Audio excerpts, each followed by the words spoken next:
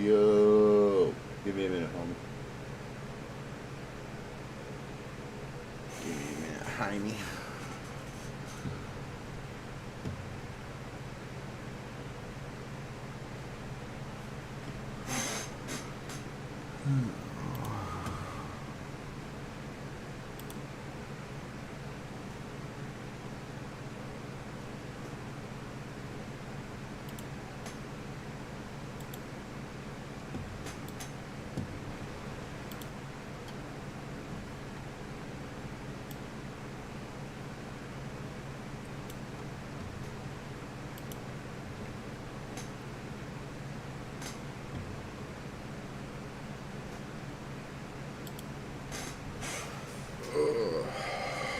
What's up, homies?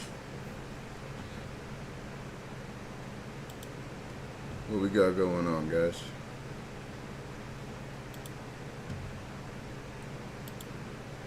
Big chillin' today or what? Have you seen this man? You clicked on the video, so I'm guessing you have. I'm also guessing you don't really know what to do about that fact. I mean, No Face is a weird character. People love him. I see him all over the place, about as often as I see Studio Ghibli's actual mascot, Totoro. But there's always this sense of detachment in the way that people talk about him. Unlike Totoro, it's pretty hard to imagine giving No Face a hug. He's this odd mix of enigmatic, intimidating, and endearing that's just very hard to put your finger on. The big, blank, expressionless mask? Face thing?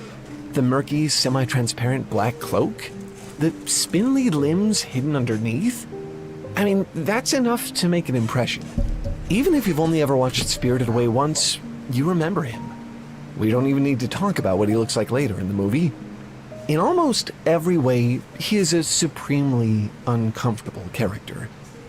And yet, for reasons you can't quite express, you still kind of want to be his friend. Don't you?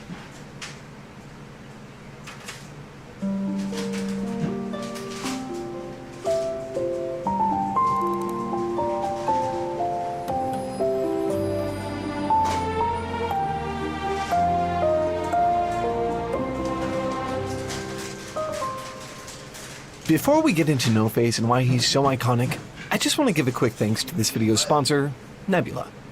There's a lot of cool stuff over there, including our original series, Worldsmiths. If you want to check it out, and I hope you will, sign up at go.nebula.tv/TaleFoundry. More on that later. Now, on to the video.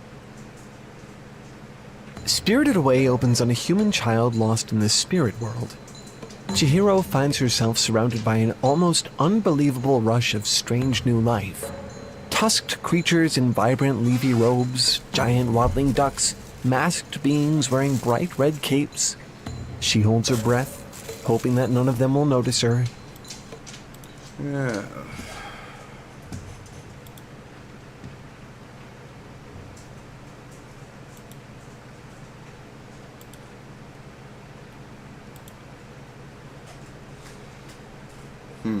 This is the story of a young boy, Shun, with a loving family and cat.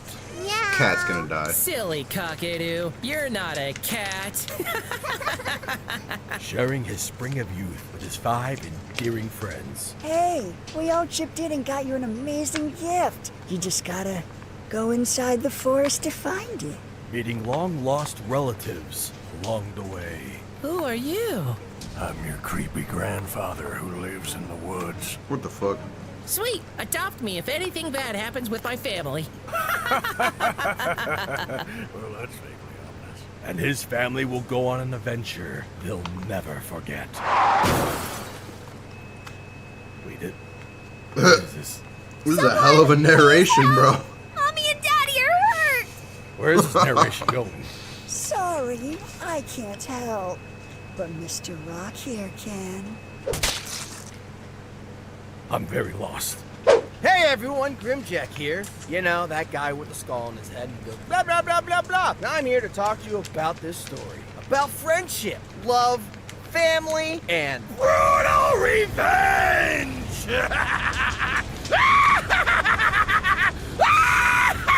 Jujika no Rokunin, aka 6 on the Cross, is a dark and gruesome manga that opens on our protagonist, Shunuruma, dealing with his 5 sadistic bullies who have decided to make Shun the main target of their deranged and twisted games of torture. The main bully of the group, Kyo. Yeah. I've seen this. I know exactly what they're going to talk about that one. If anybody wants to watch it, you know, just let me know.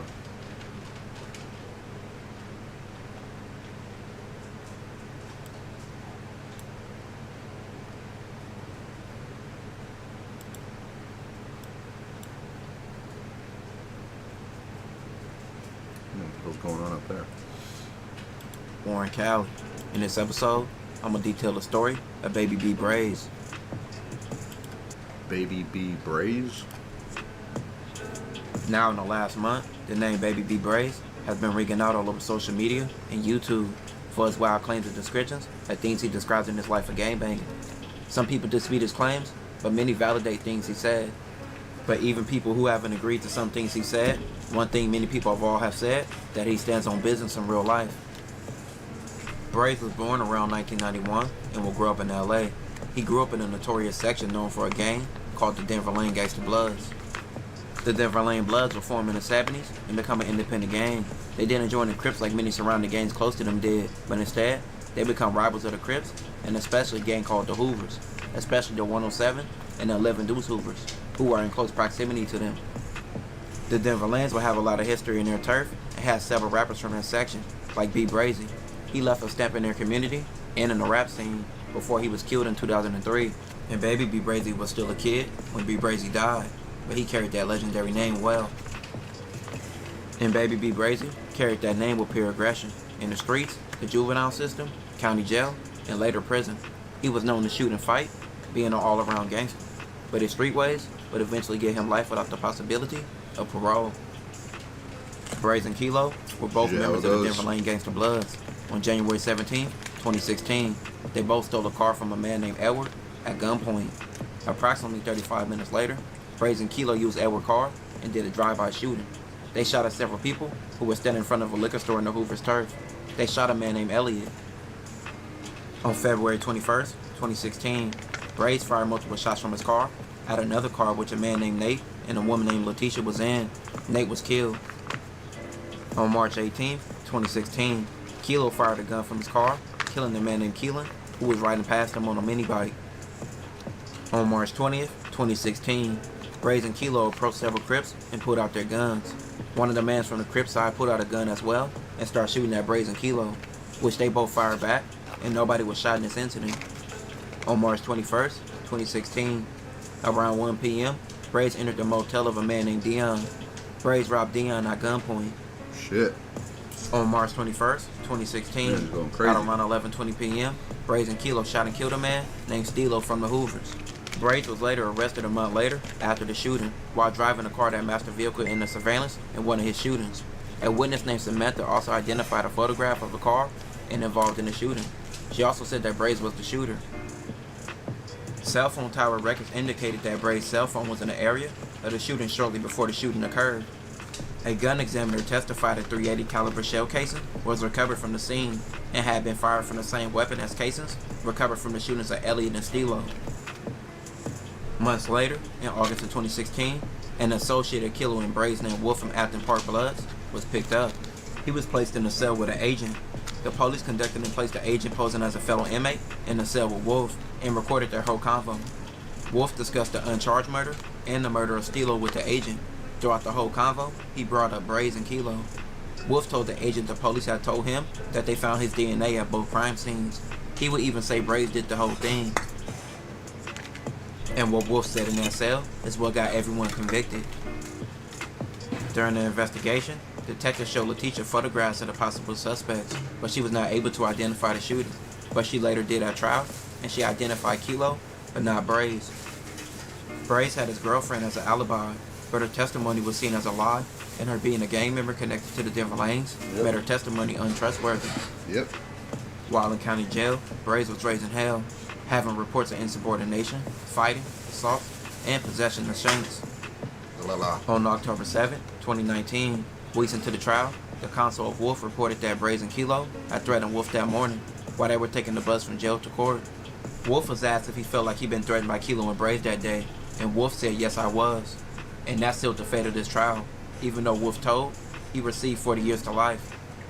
The trial court imposed 2 sentences of life without the possibility of parole for Kilo, as well as a sentence of 205 years to life, and a sentence of 14 years and 8 months. Braze received 2 life sentences without the possibility of parole, as well as being sentenced to 227 years to life, and another sentence of 29 years and 8 months. In January 2025, a channel on YouTube called The Who's Who's would appear on YouTube telling stories of different situations and what happened in jail, and it would be Braze giving props to other gang members and hoods, and also exposing some for cowardly behavior. But this will rub some people the wrong way, like 4 Extras. 4 Extras will build a reputation on social media for his tough antics and his persona that made him look like he was the toughest dude moving to some people. So Braze would tell his story fighting 4 Extras, and he would say that he wanted to fight. For the record, it was all Crips in that day room with me when I got down 4 Extra. He came to my building. He like, "I'm 4 Extra, 40 Crip." I'm like, "I'm Baby B Brazy from Denver Lanes."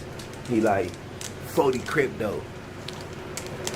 I just told him, "Hey, we gotta get in. Dead homies. You here." 4 Extra know what happened in the day room. Whole shit was bleeding. The police knocking on the door. Hey, what y'all in here doing?" He walked to the door with his whole shit bleeding, leaking, I swear to God, with his shirt off. One of us would have died in that day room because all he do is talk. That's why he'll never talk about that. He talk about he didn't beat everybody up in the county and this, that, everything I love. Ask him what happened with Baby Braze from Denver Lanes. And 40 Creed. Like this, like throw the forward cut fake. Braze like, what? Every time he coming up, he like this. He grab like he's gonna grab Braze, grab him with one arm and throw a punch with his other one. But every time he grab Braze, Braze has a YA squabble. Which means he gonna throw a million punches, a million jabs, and he hit hard with a little skinny act.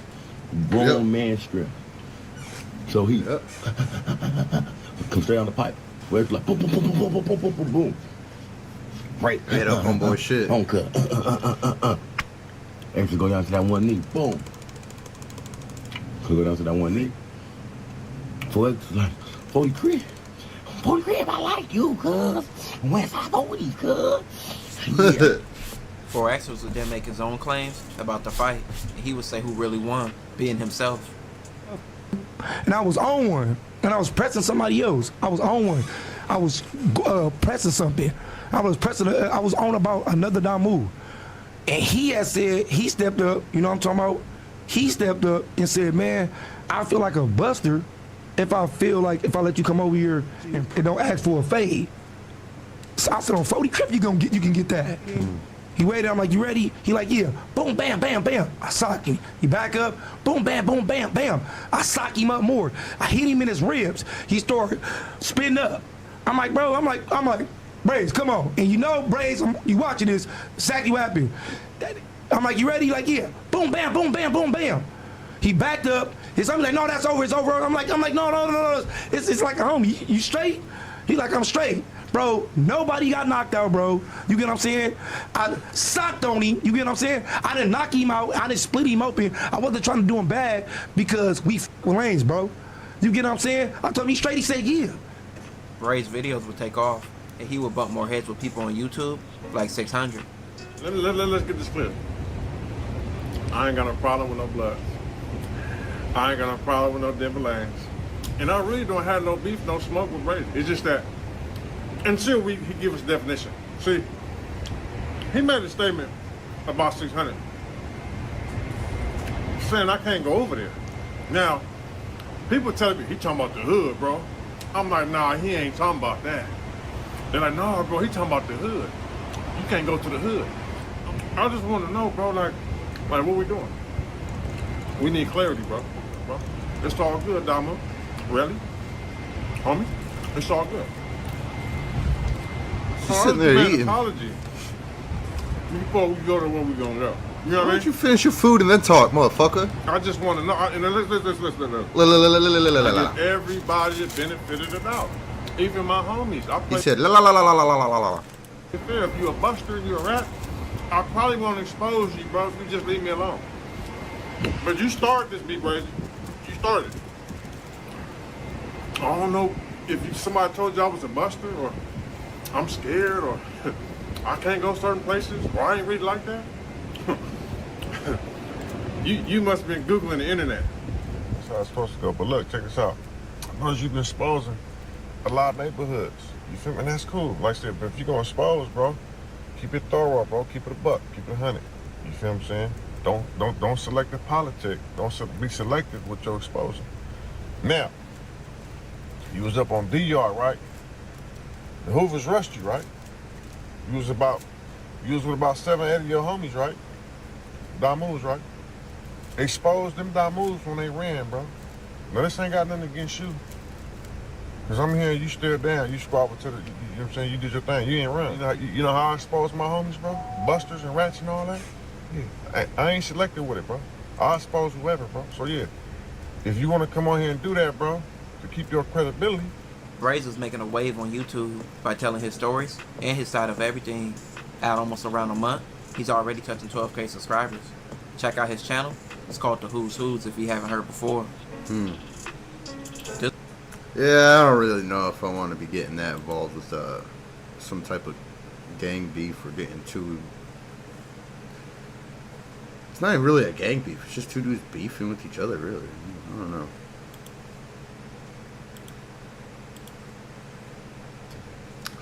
I'm not getting involved with no shit like that. If I give too much of my opinion on that, somehow it's just going to get to them. And, percent of people have never beaten the first boss of this game. Could it be because of a crazy difficulty spike? Or is it because it features a death mechanic that pits you against enemies with insanely high damage and health while costing you real money to save your progress and actually upgrade your character? Welcome to Let It Die, a video game that was released as a PS4 exclusive way back in 2016, which came to Steam in 2018. In this game, there is one simple mission: make it to the top of the Tower of Barbs and reap the fame and fortune that follows. It's a roguelike with some Dark Souls roots that has an insane art style that was developed in part with some of the people who made games like Killer 7 and No More Heroes, featuring a banging soundtrack comprised of an entire list of bands who were all asked to name their song for this soundtrack, Let It Die, making it almost impossible to tell which song is which. So with all of this behind it alongside a cool premise, why is it exactly that on PlayStation 4 only 7% of people have ever even beaten the first boss of the game, and on PC that number is 12%? Is the game really hard, or is it filled with a pay-to-win model to drag microtransactions out of the players? Could it possibly be because the developer's entire YouTube channel is a guy in a Halloween mask using quite possibly the worst microphone ever conceived by mankind? Whatever it is, we're taking that journey today. We're on a mission to become one of the few people on Earth who can say that they have climbed the Tower of Barbs and beaten the first boss of Let It Die. Oh, I heard it. Arigato gozaimasu. So now that all the exposition is out of the way, how's the combat? I don't think I've ever heard of this game. I cannot believe it, man. I just got my ass beat already. It's insanely clunky, bro. First enemy kind of beating my ass. As we all love, the game has a durability mechanic. That's right. If it's good enough for Breath of the Wild, it's good enough for Let It Die. Here's the thing about the game. It's kind of Dark Soulsy in the sense that like when you die, you lose things. But in this game, for the small price of £66.99, you can have 300 death metals, which are basically revives. Just to show you like how much for a game that came out in 2016, how many microtransactions there are potentially in this game. This Holy game shit. is an insane grind if you're really actually trying to beat it. It's like, Good I don't know God. if it's pay to win. I guess it's just like, dude, it just keeps going. Pay to skip the grind, which I guess is pay to win when you think about it. Only 12% of people have even seen the first boss of this game, so it makes me wonder, like, is it that hard? The game does not play half as fluidly as maybe it looks like it does. So this game makes you think that it plays like Dark Souls. And here's the thing, it looks like it plays like Dark Souls. But here's the other thing, it does not actually play like Dark Souls. This dodge roll gives literally 0 invincibility frames. You do not stop taking damage, even if you roll through something, even if you're frame perfect on the roll. It does not care. What the It is fuck? purely hitbox based, which is definitely not ideal. Wanna give me some of those mushrooms? Oh my goodness. What? Step mushroom. I'm stuck in this. Yoga shroom? I'm stuck in this giant metal grate. There you go. What the fuck is that? Is this the boss he's talking about?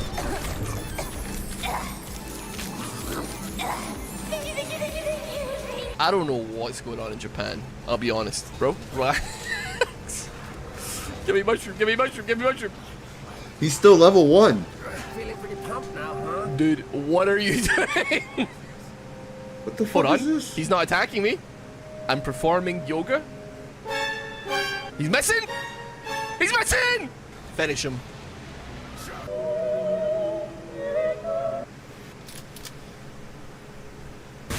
What the fuck? Congratulations, you died. In Dark Souls fashion, this was just a tutorial the entire time. Except you're not even actually dead. You see, this game is actually a game within a game. Yeah, it's the real Super Mario Bros. 2 ending of video games here. Uncle Death still exists. Yeah, he's just a skeleton guy hanging out, but you're actually in an arcade somewhere playing the game Let It Die on a console shaped like a table that is entirely powered by a beetle that psychically beams the game into your brain. With the tutorial under our belt though, it was now time to get supplies and begin climbing. Because if I die again, I die for real this time, which means losing my character and all of my equipment. So here is where all of your upgrades and all of the grind takes place, I suppose. I know what you're gonna say about this person before I zoom in on them, okay? I don't want to hear it. Why does it look like Hitler? Welcome. Our express service is all you I don't to climb the tower. want to hear it. Bring me the materials. Dude, this game is fucking weird, dude. I'll make anything. I know what you're thinking. So we're I might going to have be to play introduced to this. the next big mechanic of this game. Fans of Hollow Knight, you're going to appreciate this mechanic. Oh, there you are from before. The old you is nothing but a raging maniac now. You have to kill him before he kills you. Ross, the swag man. No, I can't do it. I can't kill myself. So I guess you don't technically die in this game. You just become a hater. A hater? Um, You become a hater. yeah, when your character dies, they turn into a hater that will hunt you down. That's great. The next time you try and climb the tower, they are dead set on putting their thumb in your eye. But haters make me stronger. Every day is a blessing. There, in case you're wondering, yes, there is an inventory cap in this game as well. No! No! I misclicked! Pero. Yo, come back. Put him in my shorts. I don't remember there being a minigame. What the fuck? Is this necessary? Is that it? You know what, man? You kind of can just get away with spamming the same button over and over again, just stun locking an enemy into submission. You can't lose the game if the enemy doesn't actually get a chance to attack, you see. I mean, just look at it. Look at the results. Thank goodness this character is just standing here staring at me while I smack them with a buzzsaw. You can access Minglehead after returning to the waiting room. What the hell is Minglehead? Oh, man. What do you mean? Why'd you close the door on me? You really opened the door just to bow and close it on me, huh? I tell you, this is a cool little feature. It gives you... My God, I spent a lot of time in that room, huh? It gives you like a really quick rundown of everything that happened during the run. So you can see how long you spent running in circles. If you happen to get lost or if you're just not sure where to go, everything you picked up. This is the thing that adds absolutely nothing to a game, but I love it when games do things like this. I love it when games do stuff like that. They give you like just a little bit like, here's your journey so far. Doesn't really forgive some of the rest of the game, but it's cool. Put the frog in the bag. This does no damage, bro. What do you mean you're running? I didn't mean to, man. If you even touch the button, this puts people to sleep. What happens if I just eat it?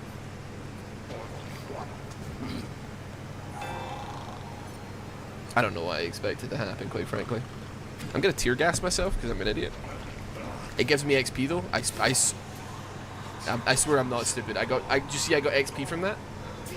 It's a genius move. Pepper spraying myself IRL to become stronger. Level 25? Now, my inventory's full. Please do not judge me for this, but it is survival of the fittest here. I'm going to eat the frog. I'm sorry. I'm so sorry. I know it looks like I'm button mashing, but there's a lot of skill in this game, and the skill is to spam the RT as hard as you can. It's got like a shield or something. I'm dealing one singular damage to it. 0 damage! Zero damage? That's a shit gun, bro. Critical for one. It was time for the first mini-boss of the game. We had reached the 3rd floor, and despite the fact that this boss ended up kind of being a bit of a pushover, what I did not expect was that So if he's got all his legs on his head, if he stands on his head, is he still standing, or is that a handstand? Like, a headstand? Like, what? Game to take that seemingly easy victory as a personal attack on themselves and try and rub my face in the dirt. From here on out and let it die, this game does not play around. I got parried? You're not supposed to do that? Oh my God, I'm in trouble. I'm in trouble. I'm in trouble. I'm in trouble. I'm in trouble. I'm in trouble. Okay, I need to use a rage move. Slammer! Okay, one down, one down, one down, one down, one down. I'm gonna take the liberty of getting rid of you next. Oh. Suddenly, the difficulty curve just went insane no mode. Dude, this game looks awesome. Fuck. Oh my God. No, stop. Relax, relax. Bro. Gee, oh my God, I barely lived. The difficulty curve went to like 11. After being like pretty easy breezy for a decent amount of time, all of a sudden you get put against like 4 or 5 of them at the same time. I could have done that better. I could have like lured them up here maybe and fought them one at a time, or fought them on this where they are kind of forced to like come at me one at a time. Didn't think about that obviously because I was not playing it cool. I'll tell you that much for free. I'm not. I've suddenly had the wind taken out of my sails. I no longer feel confident in this game. Okay, there's 3 on the other side of that. Is there a way I can fandangle this to make this work somehow? Okay, maybe just try and funnel them. Oh, that's not ideal. All right, funnel them down here. Miss every attack. Miss every attack. Miss every attack. Oh my God! I'm panicking. Okay, I've isolated a target. I'm getting too into this guy's game. Okay, one down. Oh my God, I gotta fight some boy. shit like this. Oh boy. I'm dead. I'm so dead. I'm so dead. I'm so dead. Okay. Okay. Oh, bro, Polar came in clutch. Come on. Oh man.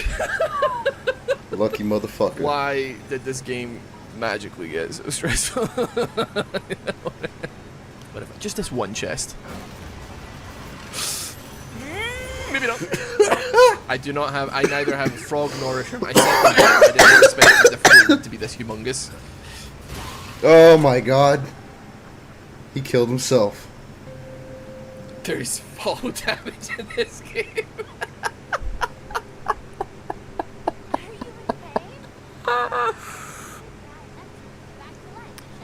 Okay. At least I don't have to like pay for it, I suppose. That's quite a magical way to learn that there's fall damage in a game. I'm gonna have to be honest, keep it 110 with you there. Dollar store pyramid. You can really see the levels of panic that I had within that room, can't you? Hold up.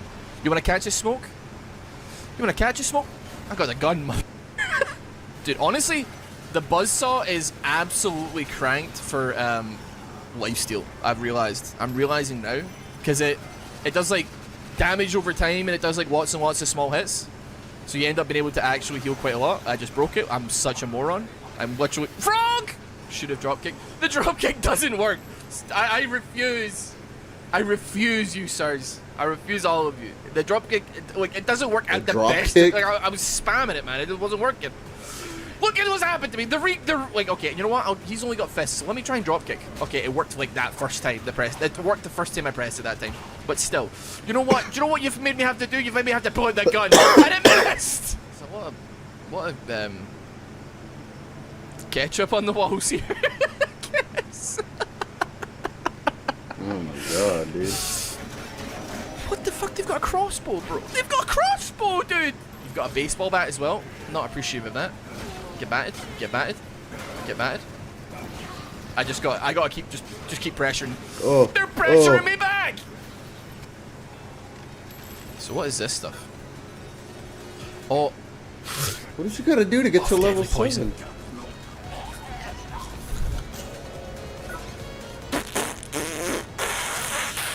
So Tokyo Death Metro is the PvP-ish kind of minigame. Much like Clash of Clans, you can raid offline players and then steal all their stuff when they're AFK, if you want to. I could join Alaska. Why is the top team? There is 20,000 people who play in. I guess this is the first one. It's like literally the first name on the list. It's so funny to me thinking that like Alaska has a gigantic population of Let It Die players. Is Scotland? North Dakota. I'm gonna take a wild guess and say no. They're currently in a. Tokyo is currently in a war with North Carolina. Not a sentence that I had ever thought I would say. They also have a proxy secondary war with Costa Rica, Virginia, Iowa, and New Hampshire. Honestly, the frogs deserve to be free. Free the frogs. Free the frogs! Be free, my friends! Be free! Go, run!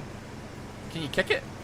Oh, I didn't mean to do that. I thought you kicked it. We only have one person that we can cyberbully, and they have 50 gold. They have 50 gold. They were last seen a minute ago? That person is not worth it. But that being said, could I just rub some salt in the wounds? We're going to their game. We're gonna beat their ass. This is funny. What the? Oh my god! I absolutely clobbered him. This person names all their things like Labo Buddy, Labo Honey. What the hell? They got all cute names. All right. Anyway, what's happening here? Come here. You're coming with me, buddy. You're coming with me, asshole. All right, we're getting out of here. This is so sus. This is so He's just taking a body with him. You're coming with me, buddy. We're getting on the train. We're going home. I mean, yeah, let's see how our guy's doing. Man, this is a little bit creepy, isn't it? What the fuck? This is a weird ass game, dude. I will be one of the 12% of people that get the first achievement in this game. I'm just saying. I'm sorry, but it's happening. I got weapons. I got 4 full heals. I got 1 half HP heal. I got an attack up for a boss, potentially, if we come across one. Get me up there. You know what? Just going to say, for good luck, close the door on me now?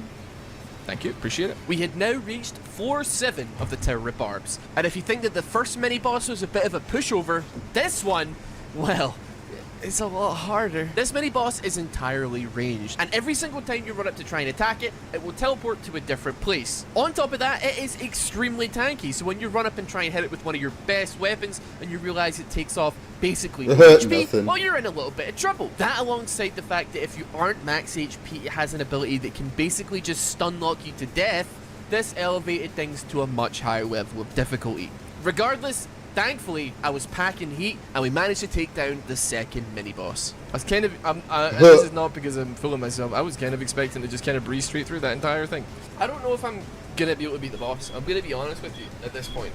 That was like a stark reminder that of my own mortality, I would say. Of his own mortality. What in the... Iron! Iron! I am human. That is a landmine? They're throwing landmines at me now? Yep. I could use an open fire. Oh, fucking God. When it rains, it pours. No!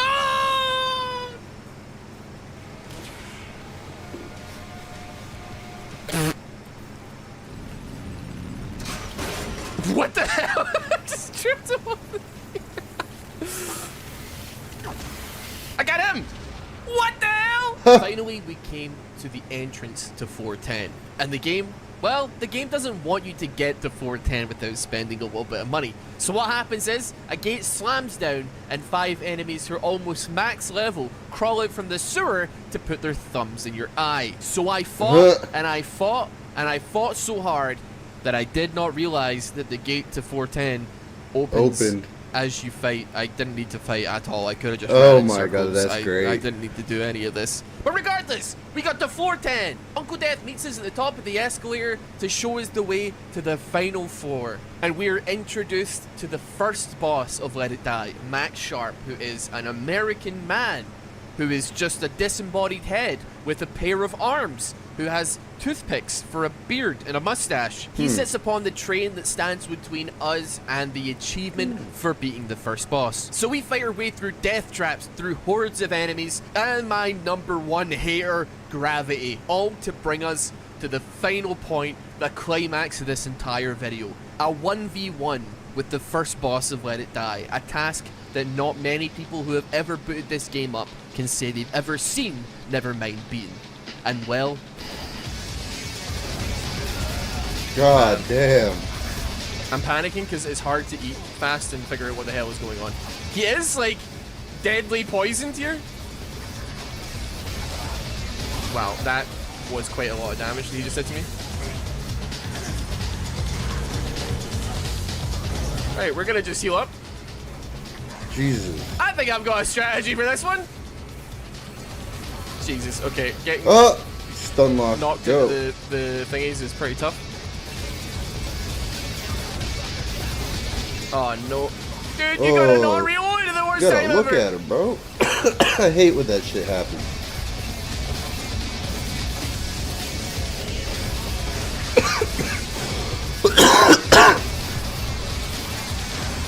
This game is looks like it'd be fucking nuts. I didn't mean it. Make me lose my hair. No, no. Wait, it glitched. It glitched. It glitched. No, no, no, no, no, no, no, no, no.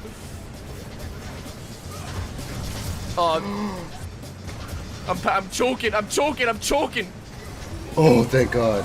I was about to say, holy shit, that's what I would die. Wait, I gotta finish him off. Oh.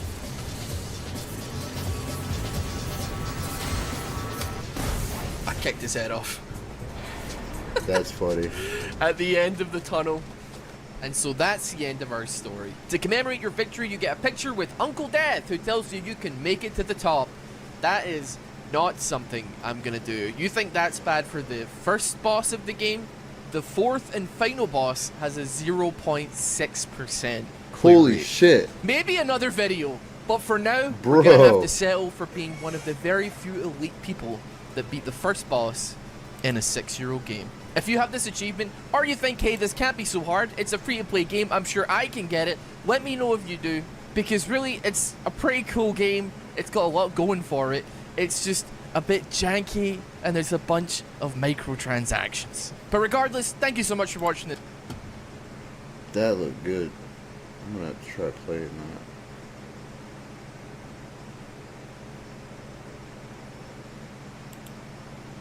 A game where 99% of the people who play are unable to complete one of the easiest encounters on the easiest difficulties, and a tutorial that has an achievement rate of 35%. I am in way over my head right now. This is From the Depths, a silly game where you make ships, tanks, or planes and get to battle other fleets of enemies with insane levels of customization, destruction, and depth. It's pretty simple at its surface. Build a little ship, give it an anime girl's voice, and go blow up or get blown up by other strange contraptions. Anime girl's the only voice. limit to the game is your imagination. Bro. Need some anti-missile lasers? How about a giant, fully functioning fly swatter that knocks inbound missiles out of the air? Looking at hull materials or want to block the Suez Canal? Have you tried building your ships a kilometre in length? How about a squadron of sentient cameras that flashbang enemy pilots into crashing their ships in the sea? Everything from 40-foot EMP cannons that pull ships out of the air, to cans of meat that fire missiles, to massive functioning Godzilla robots, or literally just a gunship. Everything is possible in this game. It's not very effective, but you know people will be thinking twice when you pull this WAP out.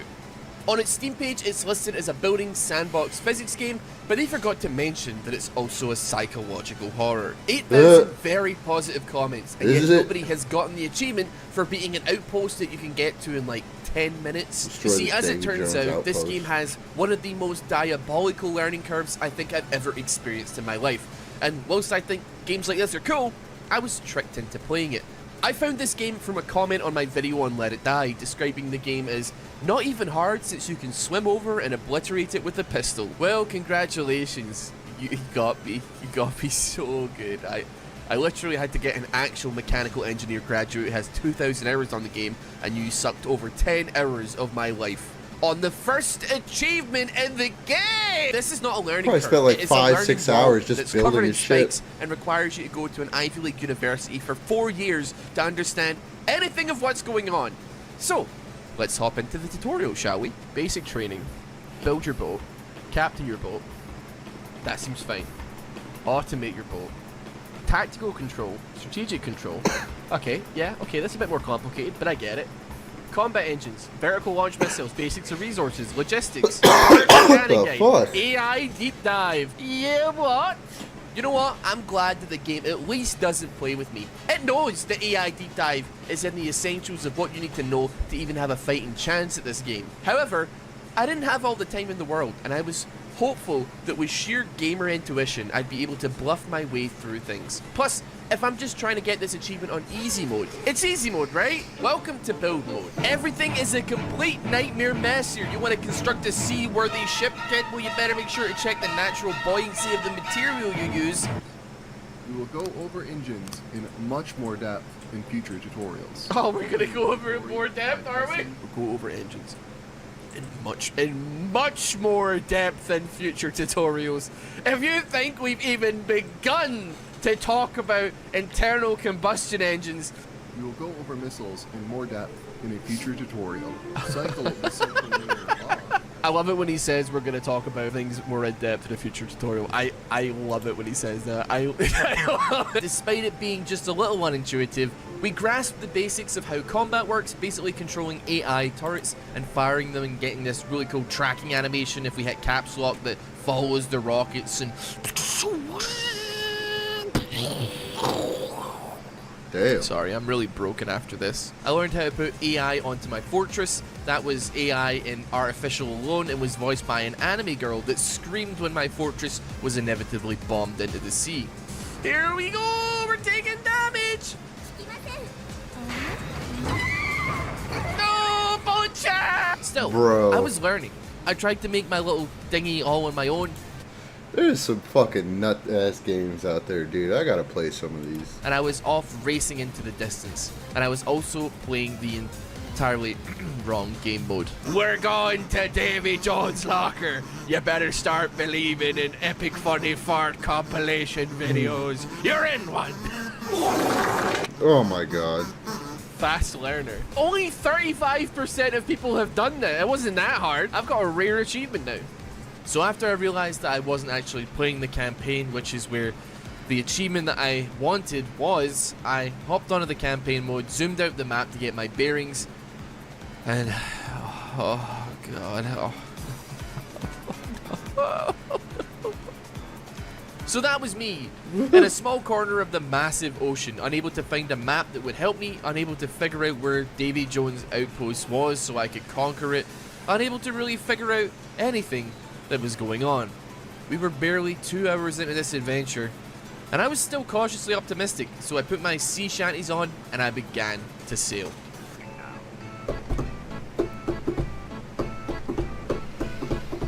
After a while, we were presented with an option.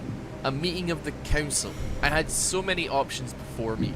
Wage war in a faction whilst gaining favour with another faction, join a couple of other factions, and waging war against multiple other factions. There were so many choices, and I was a little bit overwhelmed with all of this information now being thrown in my face. So I took what can only be described as the first and final answer. Go on then, Navi!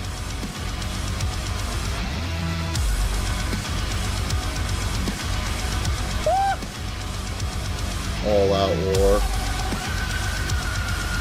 Minigun on your hotbar? That'd probably be better, wouldn't it? Despite being in essentially a life raft while the enemies soared above me as I peppered them with SMG bullets, it turns out that even when you blast them out of the air with sheer determination, their weapon systems are very much still online. I was born 100 years into the past and had to return to base to figure out what my next plan of action was. And that plan of action was to reload a save, and this time do not choose all-out war with every other faction, instead choosing to become enemies with the achievement faction that I was going for, the DWG. I realized that in a battle of land, sea and air, I needed to start scouting the areas around me as fast as I could, and I was gonna need some faster wheels. That journey you watched me take, that was 30 minutes of real life time setting sailing the open seas, and I was dead in about 3. After trying and failing to place multiple Harrier jet blueprints down and realizing I could barely make my boat go back and forth, how am I going to get it to also go up and down? I once again had to return to the drawing board. I took my little life raft out again, thinking now that since I figured out how to get the minigun working, I could really rattle some bones with this thing. I was then made aware of the fact that in this game, all the while you've captured points, you're acquiring materials over time, which are basically the resources that you use to make, repair ships. Well, the AI, they also accumulate them, and they actually know how to build multiple ships. So if I'm stuck in a tiny little dinghy, there is every single possibility that in the hour it took me to sail over, die, and sail over again, they have progressed their technology to levels beyond my understanding. Regardless, we try it again. Razum. Descend bullets from the sky upon... Okay, this is getting a little low now, but I think we may have to go back to the drawing board again. There was a member of my chat called Ark watching me the entire time, giving some pretty great information on how I could work towards my goal, giving me pointers on how to build my ship. So I decided to grab them in a Discord call and help me, because I was starting to lose it a little bit. How many hours you got in this game? Just out of curiosity. About 2,000. So what's your university major in? Engineering. Oh my god. I'm not really that surprised, I'm gonna be honest with you. As it would turn out, they had 2,000 hours in this game, and they were exactly the kind of mercenary that I needed for... Dude, I got a homie that's got like 2,000 hours in VR chat, dude. This mission. Over the course of an hour, I crafted my perfect boat waifu, complete with double missile launchers built into the hull, and 2 massive cannons that could fire a hole straight through the moon. It asked me if I wanted to name my boat. I said, sure. So I took my boat out, who we will now refer to as Sure-chan, because I installed multiple AI voice simulators onto the ship, out on the open waters, hunting for revenge. I had yet to win an actual battle yet, but I felt good about this one because my friend Ark assured me it was probably good enough to tackle the first outpost. I was intercepted on my way there by a flying ship, and we engaged. Realizing that my boat waifu Sure-chan was struggling and managing to ground the ship, I dove out of my boat, swam all the way to the enemy vessel, and boarded with complete intent to tear this place apart. That was when I learned that if you can find access to the enemy's AI waifu and shoot it whilst you're on board, you can capture their ship. This ship was much better than my ship. So after tearing through as much as I could, we found the AI and we captured the vessel, so now we had 2 different boats for our war fleet. If CHILLIN alone was enough to beat the outpost, now I was essentially unstoppable. I took the long journey back to base to repair the ship I had just conquered, and we made back out to sea. Soon we were intercepted again, this time by 2 enemy aircrafts, but that just meant it was an even fight. My ships fought hard, even when their sails were destroyed, they held on as long as they could. I even hopped out the boat to try and chase down 2 flying ships on foot with nothing but a machine gun. My ships were thoroughly destroyed though, and guess what? We were back at square one again. That was when it became a revenge story. My ship waifu had been killed, taken from me, and I wasn't about to let those landlubbers get away with it. So I did the only thing a man could do in my situation. I went onto the Steam Workshop and downloaded the 1918 Queen Julia battleship with over 50 different guns on it. I built 3 of them, and it almost destroyed my computer. This was war. I took my ships onto the water, and I even decided that I would craft myself another CHILLIN. She wasn't as fast as her older brothers, but I decided that she could capture some of the areas of water as we went, you know, just in case of emergency. CHILLIN was jumped again by enemy vessels when her older brothers weren't looking, and she was dead again. A double revenge story. We fought through ship after ship as I learned the location of the achievement, Davy Jones Outpost. It was in sight, and as I approached the final part of my journey, I thought about all the things that I had learned to get here. I realized that I had not learned anything at all. So we engaged the battle, and whilst my battleship took heavy damage, almost completely blowing itself to pieces because it was apparently hooked up like a nuclear bomb, when an explosion started on the ship, it would cause a chain reaction that would take out half the vessel. I decided that I wanted to end things a little more personally. I wanted to end things with my bare hands. So I jumped off the ship, took to the water, breaking out all the supports from under the fishery that protected the main outpost, bringing it crumbling into the sea. Finally, Davy Jones Outpost had rendered in, and I was face to face with the white whale that I had been chasing for the last third of a day. I started breaking all the beams out from under it, and somehow, through a bizarre twist of fate, my battleship's AI would accidentally target and direct hit the main AI system on the enemy outpost, which, given my proximity, now put it entirely under my control. I had done it. I'd beat the outpost and become a true warlord of the open seas, but I didn't have an achievement. Something was wrong. I considered that the achievement mentioned that you had to destroy the outpost, that I technically captured it, not destroyed it.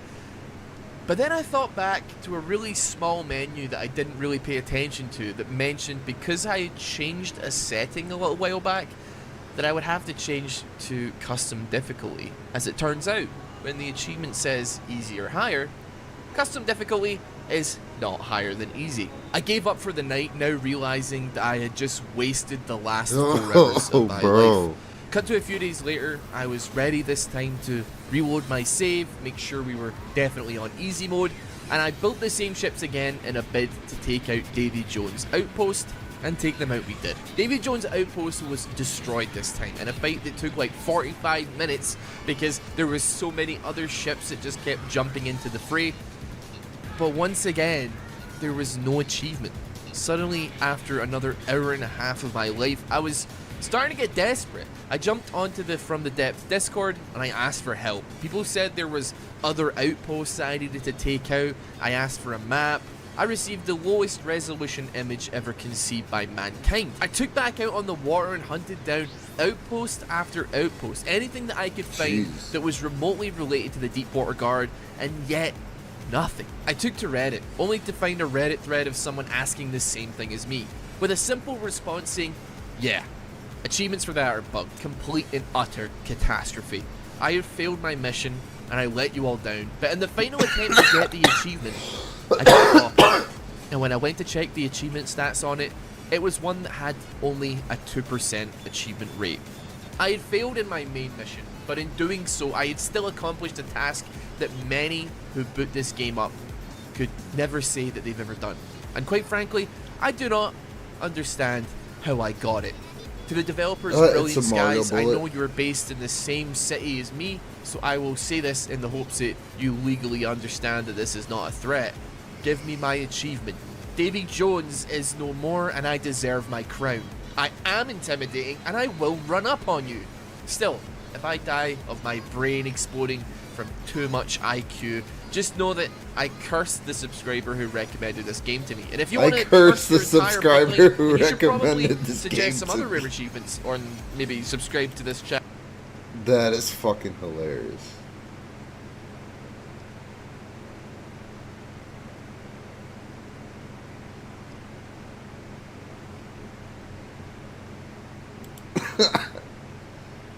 Oh my god, that was funny.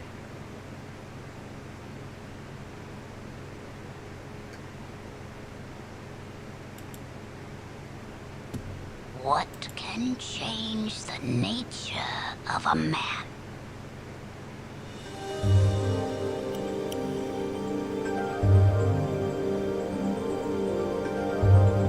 I'd like you to imagine that the current month and year is December 1999. Both the holiday season and Y2K are upon us. Before the world ends in nuclear war, you figure you might as well find one great game you can play before you explode like Sarah Connor does during the Terminator 2 dream sequence. Maybe you gift this particular game to yourself, or you ask a loved one for it.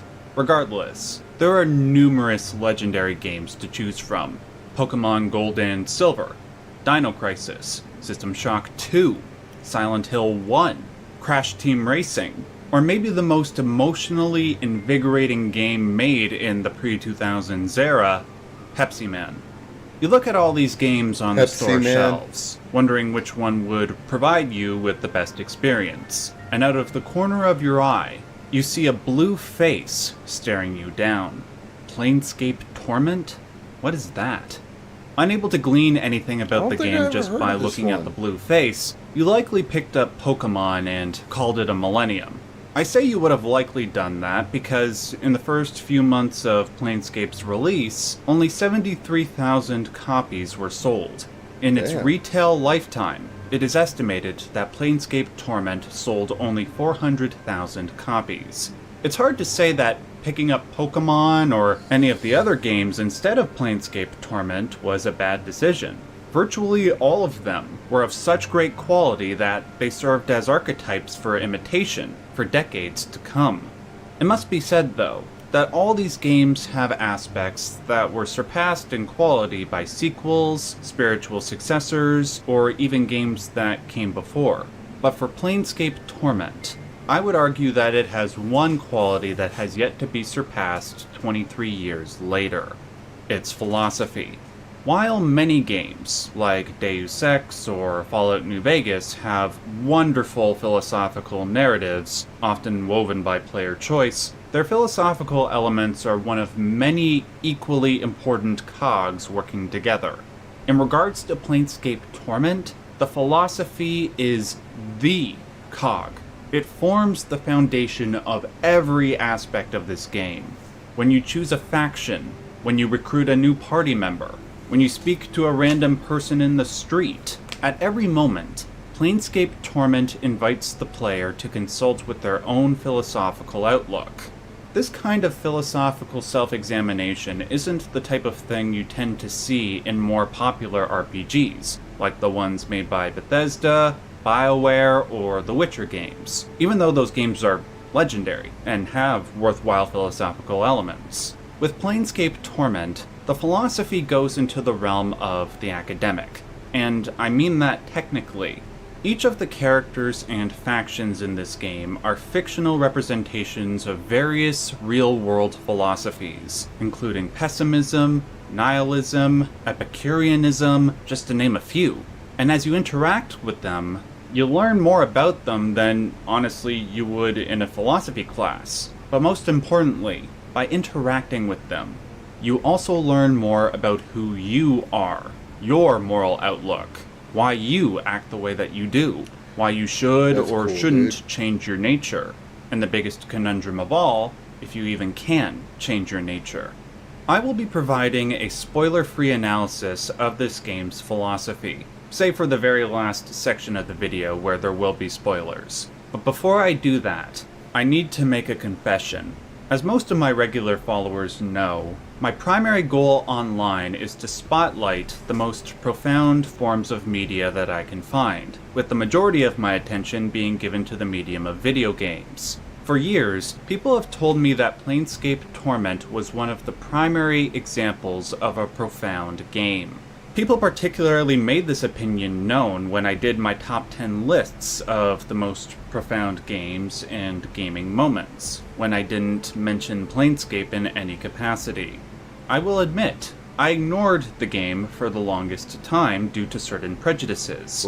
I don't like top-down views in games. I don't like Planescape's style of point-and-click movement and combat, on and on and on. Like most prejudices, they impeded me from seeing something of great value.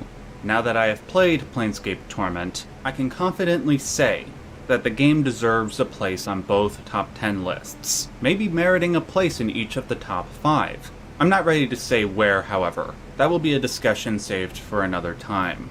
What I will say is that while it might not be the most profound game or have the most profound moment, it is without a doubt the most philosophical game ever made. And now I am going to explain why. Let's begin with a little bit of background on the lore. The world of Planescape originated as a part of the Dungeons & Dragons brand. It's one of many campaign settings that stand alongside the likes of Baldur's Gate, Neverwinter Nights, Icewind Dale, Ravenloft, and more. There are a few important factors that separate Planescape from those other settings, however. The most basic factor is that where those other campaigns only focus on one small segment of the D&D universe, the Planescape setting incorporates the whole universe, one that houses 5 primary planes of existence, or rather 5 categories of planes. Unlike the Planescape tabletop setting, where you can theoretically travel to all 5 planes, the Planescape Torment video game only focuses on the outer planes, and even with that, it only deals with a few specific areas. Now, when I said that philosophy forms every aspect of the game's foundation, I didn't just mean that metaphorically. I also meant that physically. The outer planes, for all intents and purposes, are the heavens, hells, and purgatories one might go to when they die.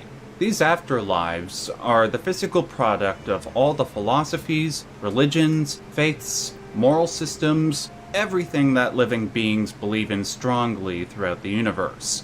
In other words, the highest heaven, Elysium, exists because so many people in the universe believe it exists. Now, the afterlife you go to depends on your character alignment, which is predicated on 5 elements. Are you chaotic or lawful, good, evil, or neutral?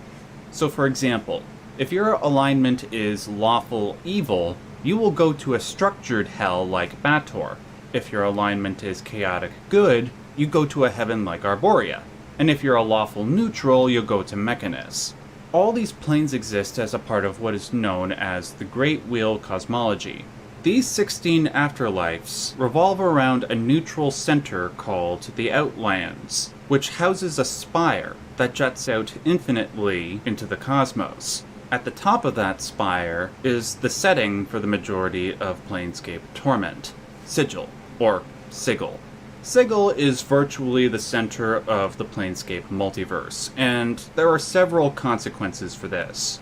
First, it is home to the greatest variety of creatures and philosophies from all the different planes. While this does cause a great deal of strife, it also isn't completely unlikely to see 2 different creatures in a place like, say, the brothel of slating intellectual lusts, engaging in friendly philosophical debate. The game starts within Sigil at a giant mortuary. You play a character referred to as the Nameless One. This is because he wakes up in the mortuary without any memory of who he is or where he came from. Immediately, a floating skull named Mort approaches him, telling the Nameless One that there are instructions written on his back. The instructions say that if the Nameless One should forget who he is upon waking up, he should seek out a man named Farad, who will set him on the path towards recovering his identity. From this point on, the Nameless One and the party members he recruits will encounter many obstacles in the form of monsters and puzzles. But the greatest obstacle of all will be reconciling the person the Nameless One is now with the person he was before he lost his memory. Being in a cosmopolitan area like Sigil, a melting pot of differing philosophies was bound to have an effect on the Nameless One, and depending on what order they are encountered in, they may drastically change the Nameless One from who he was, for better and for worse. We'll get to the effects of these encounters in a few minutes, but I think now it's worthwhile presenting those philosophies and how the Nameless One contends with them. There are 15 factions that exist within Sigil. Their ideological alignments are based on real-life philosophical concepts, like I said before. But those systems are molded to fit the same 5-factor basis that one's character alignment is based on. For example, one of the first factions that you encounter early on are the Dustmen. They believe that the cycle of life and death is undesirable. This is because life is painful, and death is illusory because, well, the Outer Planes prove that there is an afterlife. The Dustmen would prefer to transcend both concepts and achieve a state of quote-unquote true death, literal non-existence. This philosophy closely mirrors that of Arthur Schopenhauer, whose outlook on life was kind of like a pessimistic Buddhism. Now the question is how this faction would be classified using the 5-factor basis. This is where a lot of the fun I had came from while playing Planescape. There's no objective answer regarding how a faction would align, even with factions that seem like open and shut cases. Even a chaotic evil faction like the Zausatex will have those that believe it is good. So whether you play the game on your own or play the tabletop version with friends, you engage in civil dialectics to determine how a particular faction aligns and which one you would join. In regards to the Dustmen, I think they should be considered chaotic neutral, tending towards evil. They are chaotic because they reject the structures of life and death, but they are neutral because, depending on who you are, you might view life as something that we are tasked with transcending, like a Buddhist, or you might view life as a cruel mistake, like Schopenhauer, or maybe you teeter between the both of them depending on your current state. I say that the Dustmen lean towards evil because I think life is something we should try to embrace, but there will be some doomers who disagree. In the case of the Dustmen, you will encounter those who embrace their ideology, but then you will encounter someone like Sir the Skeptic who is struggling with the ideology, believing that maybe life isn't a cruel joke and true death isn't desirable. Throughout the game, there are numerous instances of acolytes and skeptics dealing with these varying philosophies, and the gamer can't help but feel compelled to examine the arguments and how they affect their allegiance. For myself, the faction I felt most closely aligned to was the Sensates. They believe that enlightenment can be achieved by garnering the greatest amount of experiential knowledge one can, be it through direct experience or through magically charged stones that make you feel various positive and negative sensations. I feel the greatest sympathy for their worldview because their ethic is something I pursue every day, doing YouTube videos. I seek out a variety of profound experiences and I do my best to elucidate their enlightening material. That said, just because this is the faction I feel most aligned to, doesn't mean it's the best or most moral. Maybe you will end up like the character Fall from Grace, who was once an evil succubus, but then transcended her nature to become a more enlightened being, doing all this through the Sensates faction. But somebody else might have the same experiences and draw evil conclusions from them. In the worst case scenario, maybe all those sensations and the knowledge that is gleaned from them could drive a mortal to a Lovecraftian state of madness. Finally, as the character Serosa points out, we can't always trust that the only type of knowledge one can glean comes from the senses. Even if that were true, our senses are as imperfect as every other aspect of us, so the knowledge we glean isn't always 100% foolproof. Still, out of all the options presented to me, It seems like the best path. Before I move on, I thought it might be interesting to ask all of you what faction you think is the most moral. I will leave a link to the faction bios in the description box. Leave a comment telling us which one you would join. Now granted, of the 15 factions in the game, you can only join 5, and even if you do, your allegiance doesn't drastically affect the story's direction. That said, there are other instances in the game where your approach to philosophy will determine whether you acquire certain benefits. For instance, there is one character named Dakon that you can potentially recruit to your party earlier on in the game. In order to do so, you have to make him question his philosophical outlook. For myself, recruiting Dakon was one of the most exciting moments in the game because winning him over didn't require picking obvious dialogue choices. Rather, it felt like I had to craft a philosophical argument on the fly. When you succeed in hiring him, you experience a deep feeling of moral pride, one that I only recall feeling twice in my gaming career.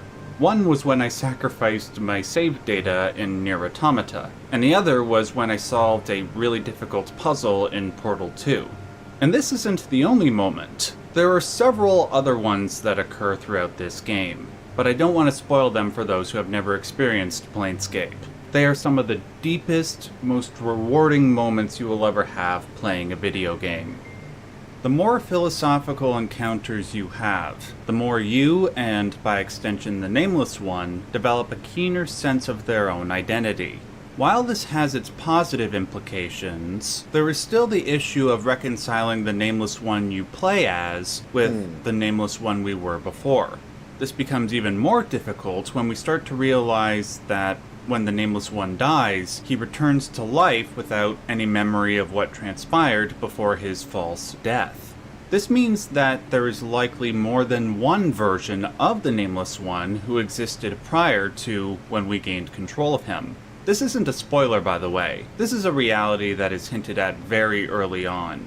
The more we begin to learn about who the original Nameless One was, the more it contradicts our own sense of identity. Though we, at first, are inclined to believe that the original identity bears the most value and should be regained, the game encourages us to ponder whether or not this is true.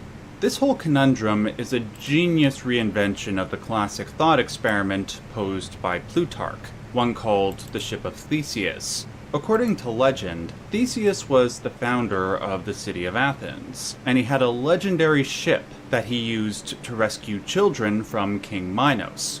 After many centuries, workers have done everything they can to preserve this ship to honor Theseus's memory, which inevitably means replacing various parts of the ship. The question is, if every part of the Ship of Theseus has been replaced, is it still the same ship? Applying this question to Planescape, if the Nameless One's memory and personality was taken away in death, are we, the Nameless One we play as, the same Nameless One that came before? I'm inclined to think the answer is no. Most people's personalities are not commensurate with the original Nameless One. Though, if you think the answer is yes, let me ask you this. What if that original Nameless One did something so horrendous that you, playing as the Nameless One, can never imagine doing something like that? This question becomes even more complicated when you consider who the true Nameless One is. Is it really the original one? Are the sins of the original ours? These are questions that I've been pondering ever since the game posed them to me.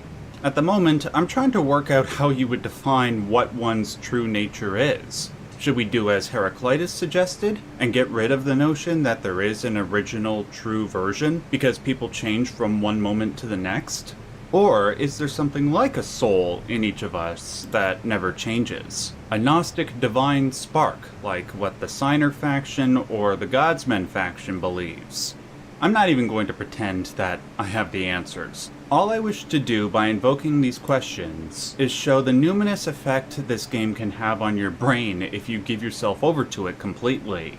Of all the difficult questions this game poses, I still have yet to analyze the one question that this game is most famous for. Before I do, I will warn those who have never played Planescape that I'm about to spoil the Nameless One's original identity, as well as the ending of the game. I unfortunately have to do this in order to analyze the game's ultimate question. Please go to this point in the video if you don't want to be spoiled. You have been warned. Soon after the Nameless One escapes the mortuary, he finds Farid, the man he was told to find from the instructions written on his back. Farid tells the Nameless One to seek out a magical witch of sorts named Ravel Puzzlewell. After several hours of questing, we discover Ravel in a pocket dimension in the formation of a maze. She reveals that the first incarnation of the Nameless One came to her asking to make him immortal. This is because he, apparently, committed an act so atrocious that he would be doomed to an eternity in, likely, the worst version of hell. The Nameless One hoped that by becoming immortal, he could atone for whatever crime he committed, and thus change which afterlife he would be assigned to in death. She agreed, and accomplished this feat by removing the Nameless One's mortality from him in the form of a separate being. She tested to see if the ritual worked by killing the Nameless One. He thankfully revived after death, but what neither expected was for his memories to be lost upon revival. Now, before this ritual was performed, Ravel obviously asked for a form of payment. But unlike most beings, the payment she desired wasn't some form of currency. Rather, the most precious thing to her were complicated riddles. The original Nameless One had to come up with a riddle that not only she hadn't heard, but one that was virtually impossible to answer. Somehow, the original Nameless One succeeded. When the Nameless One we play as meets up with Ravel once again, she reveals to us what that impossible riddle was. What can change the nature of a man? When she asks us this question, we are given a number of answers to choose from. Love, hatred, betrayal, suffering. In this moment, it doesn't matter which answer you give. After all, she doesn't know what the right answer is. She's only asking you because she just wants to hear what you have to say. But is there a right answer, though? The question is so broad and unspecific that trying to give the right answer is like trying to answer who the true Nameless One is. At first, I thought the true answer might be all of the above. But if that's the case, that wouldn't explain why Ravel had such a difficult time answering it. I suppose it depends on how you define nature. There are aspects of one's nature that inevitably change. As adults, we're more likely to delay gratification than when we are children, for example. But then there are aspects of human nature that are unchanging, such as our inherent irrationality. No matter how hard we try to act rational, the spirit of irrationality will arise within us from time to time if the circumstances we face bear enough stress. Can anything change that aspect of human nature? Though it's hard to say that there is an objective answer to the question, the game, nonetheless, provides its answer. It comes during the final confrontation with the game's main villain, the Transcendent One. This being was the mortality that Ravel separated from the Nameless One's body. He is transcendent because, unlike the Nameless One, who loses his memory each time he dies, the Transcendent One gains all of the memories of an incarnation when they die. This accumulation of knowledge allowed the Nameless One's mortality to attain a transcendent state. The Nameless One is here to either kill or reintegrate this being in order to stop the cycle of reincarnation, and the Transcendent One does not want that. Before their final confrontation, the Nameless One poses Ravel's question to the Transcendent One. His response is that nothing can. Now that response is given some credibility, while with the knowledge gleaned from thousands of reincarnations. But despite this, the Nameless One retaliates with his own answer. Quote, "If there is anything I have learned in my travels across the plains, it is that many things can change the nature of a man. Whether regret, or love, or revenge, or fear, whatever you believe can change the nature of a man, can. I've seen belief move cities, make men stave off death, and turn an evil's hag heart half circle. This entire fortress has been constructed from belief. Once it made a man seek immortality and achieve it, and it has made a posturing spirit think it is something more than a part of me. The Transcendent One responds, "Your defiance will hurt you more than any wound in this place. Belief cannot change the nature of a man." The Nameless One retorts, "I think it can. I think belief could even unmake me, if I believed it enough." The Transcendent One says, "You do not possess the force of will for such a thing." And the Nameless One replies, "So you admit it's possible." With this exchange, I finally understood Ravel's struggle with this question. There are multiple potential answers, and with each of them, there are those who believe those answers are wrong. At the root of all those affirming and negating conclusions, however, is the matter of belief, of will.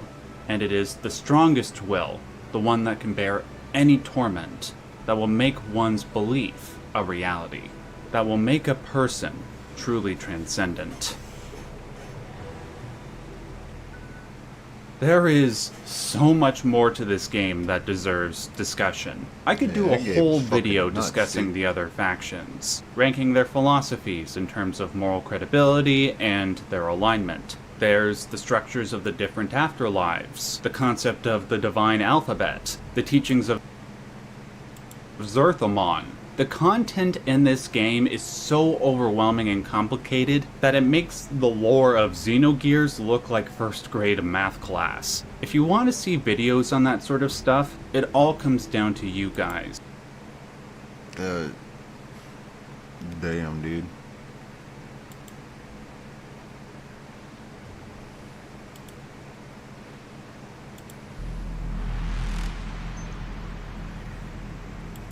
Min Young is 17. She lives in Hyesan, a small town in North Korea. It's located right at the Yalu River, the natural border to China.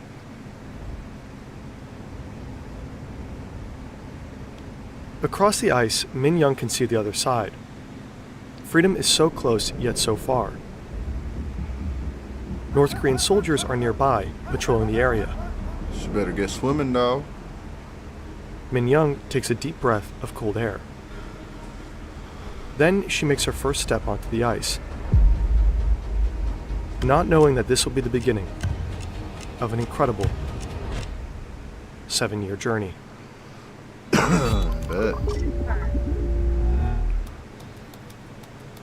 North Korea is notorious for the oppression of its people and its poor human rights record. Under Kim Jong-un, it became even harder for citizens to escape. There are more fences, more guards, and since a few years, there is a new order to shoot on sight. Yet, every year, hundreds of North Koreans risk their lives to flee their country.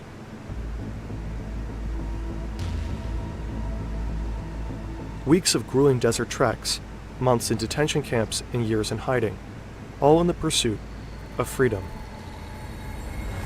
Geographically, North Korea shares borders with Russia, China, and South Korea. Most North Korean refugees want to get to South Korea. There is the shared language and cultural heritage. Most importantly, South Korea actively welcomes defectors from the North with a citizenship. If you look at the map, the direct route to South Korea might seem the easiest, but in reality, very few manage to escape through this path. In between the countries lies a demilitarized zone, and it is one of the most dangerous borders in the world.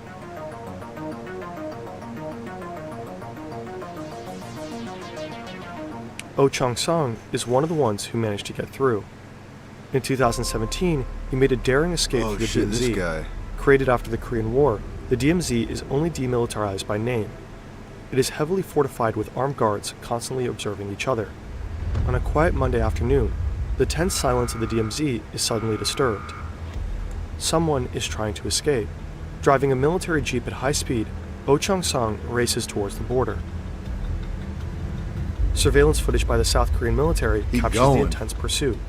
He abandons his car and continues on foot. North Korean soldiers fire multiple shots, hitting him several times. But Oh Chong-song manages to cross the demarcation line.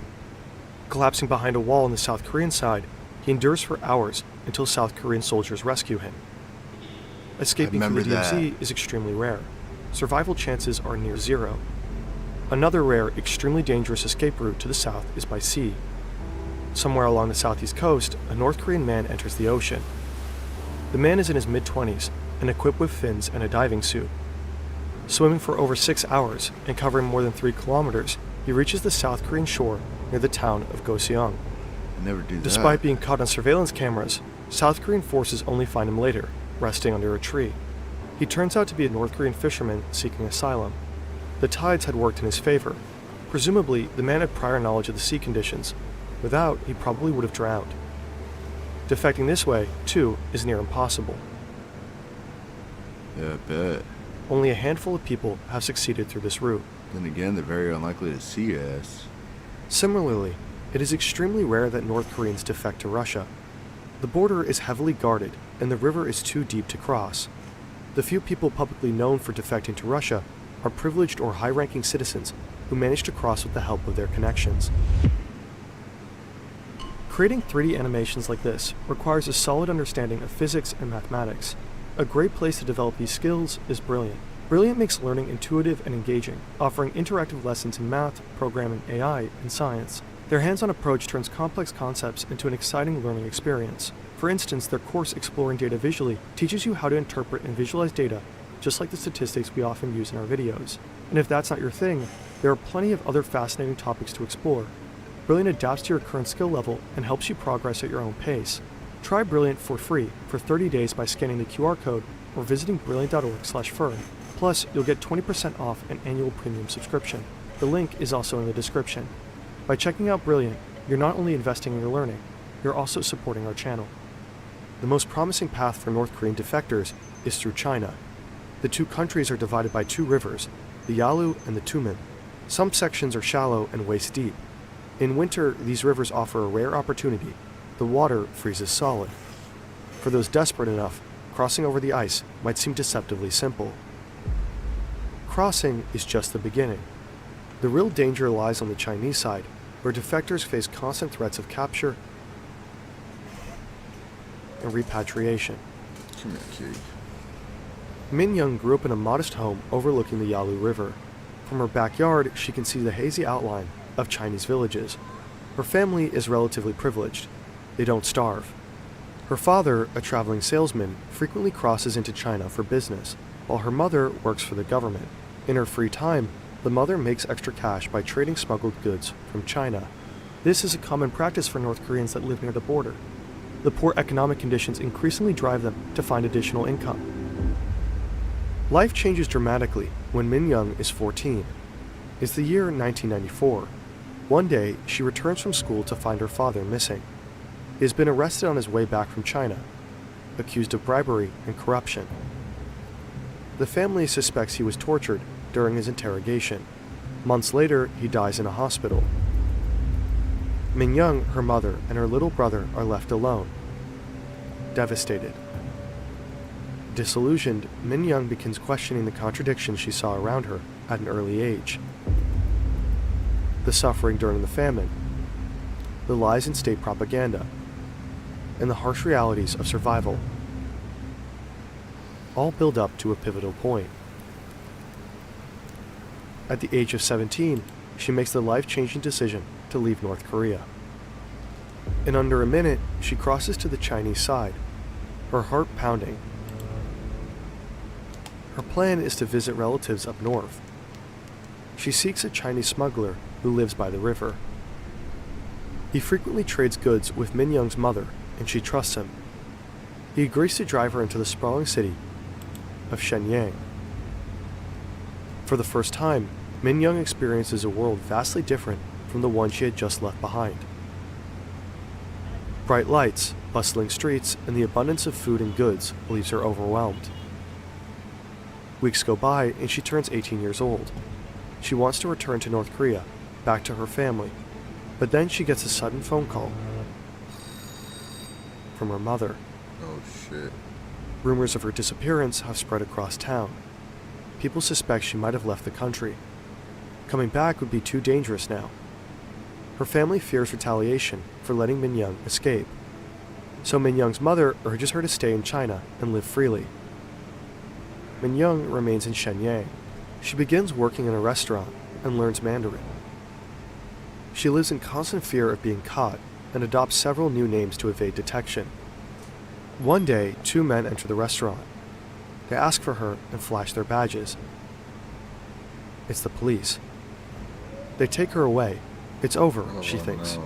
This is the end. At the station, they question her relentlessly and demand she complete a written Chinese test to prove her fluency.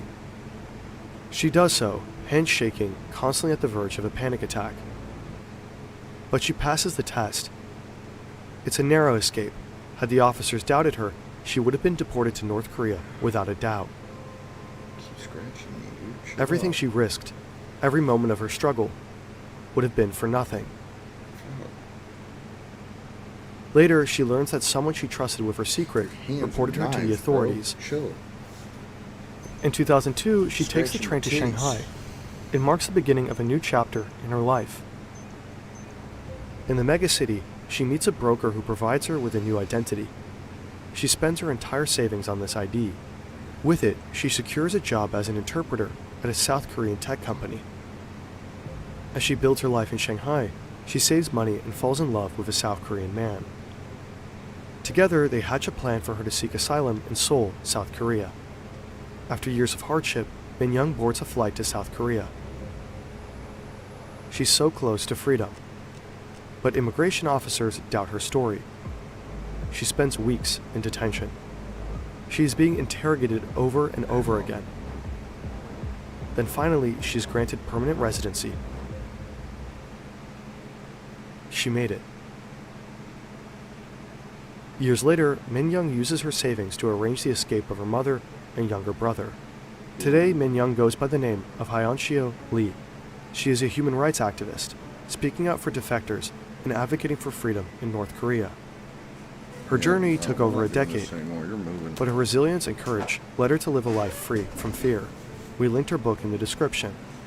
Min Young's story is one of pain, loss, and perseverance, but ultimately, it is a testament to the unyielding spirit of those who refuse to live in chains.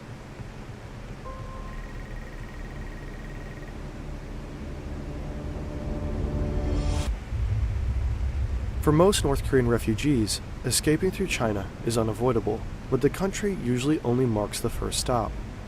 The ultimate destinations are Vietnam, Thailand, or Mongolia. All offer sanctuary and a route to asylum in South Korea. And as terrible as it sounds, many journeys to get there are much more grueling than Hyunshio Lee's. Shiyun grew up near the Tumen River. While her story is fictional, we drew on various sources to paint a realistic picture. Her family is extremely poor. Shiyun works as a vendor at an unofficial street market. The money she makes is almost entirely spent on food for the family. She once believed her government's promises that the supreme leader would provide for the people. Not anymore. One day, a friend whispers about a Chinese broker who helps people cross the border for a small fee. He promises shelter, food, and even work. To Shiyun, it sounds like salvation. Maybe she could make enough money to provide for her family. She and her friend agree to meet him. After weeks of preparation, Shiyun and her friend find themselves waiting by the river on a fresh summer night. A shadowy figure emerges. It's the broker. The moon hides behind thick clouds, and the only light comes from the distant glow of Chinese towns across the river. They are ready to cross. The broker leads them through the cold water. Shiyun notices the absence of border guards. Usually there are at least 2 guards patrolling this part of the river. Probably paid Her them guess, the broker has bribed them. On the Chinese shore, a car awaits. The broker insists Shiyun ride ahead alone, claiming her friend will follow in a different car for safety. Numb with adrenaline, Shiyun hesitates, but complies. She hugs her friend, unaware it's their final goodbye. As the car drives through the dark countryside, exhaustion overtakes her. Shiyun falls asleep. She wakes to a nightmare.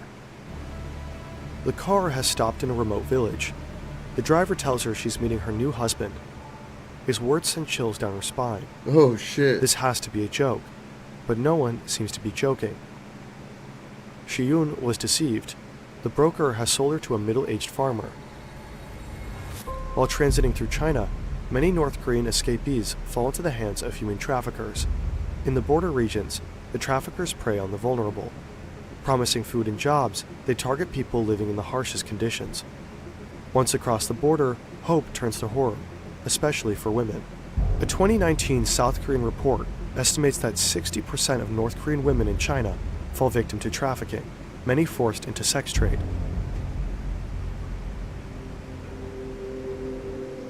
For 2 years, Shiyun endures isolation. That just sounds fucking crazy, dude. Abuse. You get out of a car and somebody's like, this is your new husband. Use and constant surveillance. It feels like a never-ending nightmare. She learns Mandarin in secret and scrapes together money by selling eggs, always planning her escape in the back of her head. One night, Shiyun seizes her chance. With her hidden savings and a few belongings, she escapes. The following weeks, she travels north. She has no plan, no direction, and no one to help her. After months on the run, she stumbles upon a network of defectors in the Koreatown of Beijing. They promise to help her reach Mongolia. She knows going back to North Korea would make her a traitor. This means torture and death for her and her family. She can't go back. This strange faraway place seems like the only chance at a free life, so she decides to go. The only thing standing in her way is the Gobi Desert. Oh, shit. The size of Peru, it is extremely hostile to humans, freezing nights, scorching days, and no water. Shiyun joins a group of defectors and embarks on a grueling trek. Days blur into nights as they walk through sandstorms, share sips of water and little food. After days of walking with almost no rest, Shiyun's feet are bleeding. Only the thought of freedom keeps her moving. When they finally reach the Mongolian border, the group spots a few soldiers. A man from their group volunteers and approaches with a bribe. In case things go south, the others are still able to escape undetected. Shiyun nervously watches as the man from her group talks to the soldiers. Luckily, they are Mongolian and quite supportive. They guide the group to a detention center. Shiyun spends months in a refugee camp before finally being granted passage to South Korea. Yeah. She is one of the few hundred that make it every year. One has to wonder how many more North Koreans would leave. If only they could.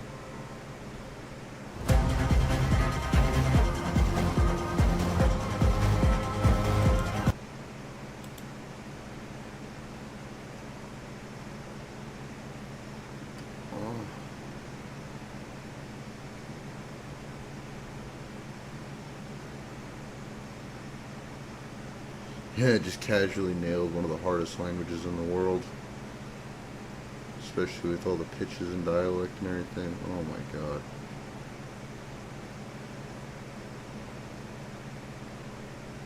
That's crazy.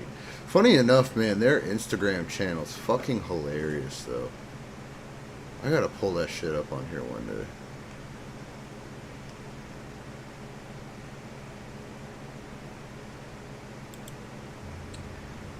It's funny, I did a story, gosh, maybe 6-7 years ago about conjugal visits in the California prison system. And I went with a woman who was going, had married a guy while he was in prison.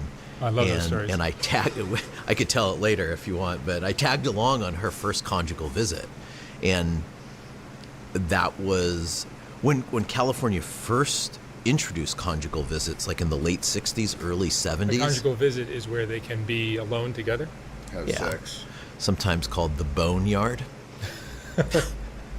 They're family visits, sometimes known as F visits.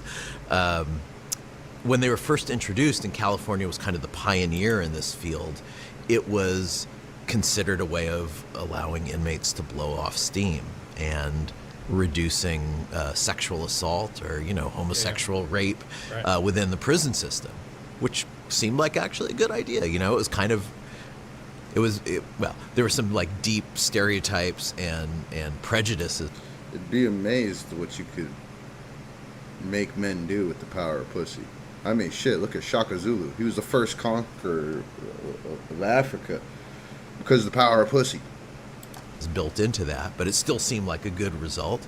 And then as the criminal justice system became more and more punitive, especially in the early 90s, they took away all of that from anybody who was serving time for murder.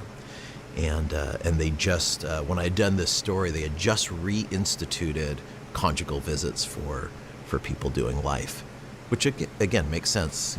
Give somebody something to lose, give them something that's a reward.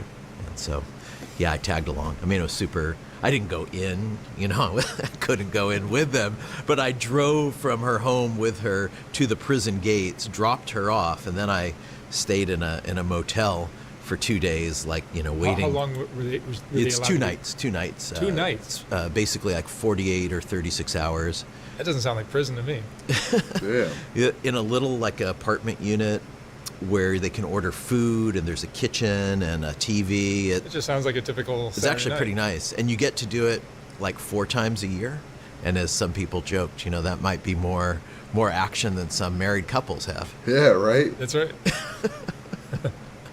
But if you're the spouse going in for the first time, you can't go in with your phone, you can't go in with your stuff, right? You become confined, you become a prisoner for that time. And you're going to see the person you love, but you've never, certainly if it's the first time, you've never known them at that level before. There's a degree of sudden intimacy in a kind of unsettling environment. Yeah. There's so many interesting subcultures and things like that here in Los Angeles. I'm sure New York has the same thing. So you were a writer with the LA Times. I was. I'm now freelance. I'm an author, and I write magazine articles that interest me. But I was with the LA Times for 15 years, from 1985 to 2000. And then I transitioned to Los Angeles Magazine, and I was on staff there from 2000 until 2009. But with the LA Times, your specialty was what? Did a lot of things over that time, but in the early 90s, I became the gang reporter for the LA Times. And I think I was probably the only full-time gang reporter at any major newspaper in America, which was, kind of a dubious honor, maybe. Well, it said something about how crazy things were in Los Angeles at that time. Yeah, and I think they still are, too, right? They are, but it changes, as culture changes, the demographics, the social geography of LA changes. That was the drive-by era. Yeah, and I think that's not really happening in the same way. No, and I it's think the drug world has changed. I think fentanyl, which is, a terrible scourge, has a different reaction on people, and the fentanyl economy is a little different from the way the crack economy was. Sure. The crack economy was so hyper that unit price and the degree of how long that hit lasted was so low and so short that it created this manic cycle, and the gangs got involved in that, and it led to just horrific violence. I mean, and when I was covering gangs, I think at the pinnacle in probably 1993, there were over 800 gang-related murders in LA County and over 2,000 homicides in general. We're at like a quarter of that today. So even though people today are rightfully concerned about public safety, and crime is a huge issue, and as is, homelessness and drug addiction, mental wellness,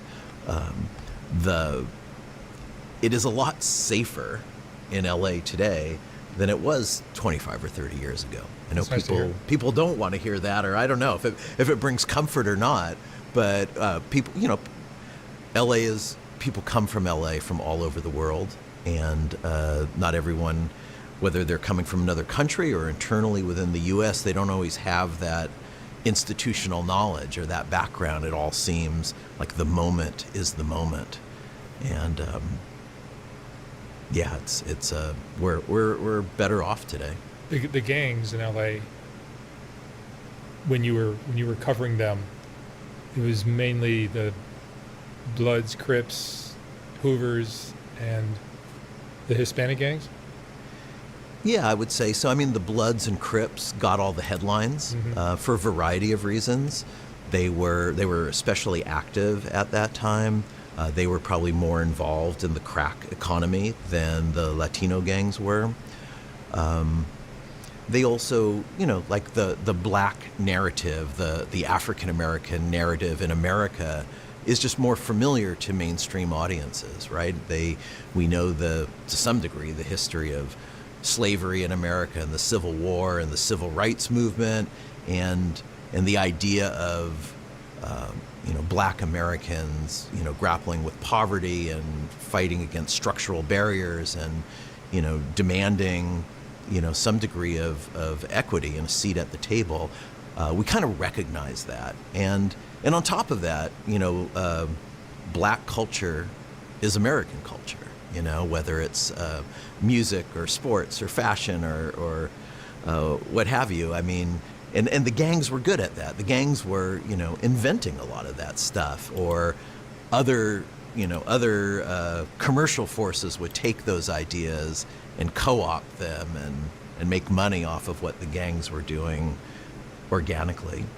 And the Latino gangs were probably at that time every bit as big and every bit as violent, but the perception is that they were more turf oriented. There was more about their neighborhood. I think there was some stereotypes baked into that as well, but they were for all the reasons that I think immigrants today, Latinos today, are trying to are the subject of a tremendous amount of discrimination and victims of being stigmatized.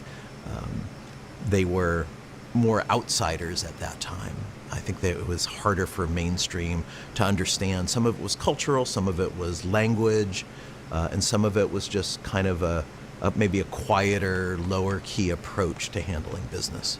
What do you think the purpose of all the violence that these gangs, what are the purpose of LA gangs? Other cities have them too, but LA is probably the home of them. I mean, for better or worse, mostly worse, gangs are like one of the most stable social institutions in Los Angeles. I mean, they persevere. Again, talking about memory and institutional knowledge.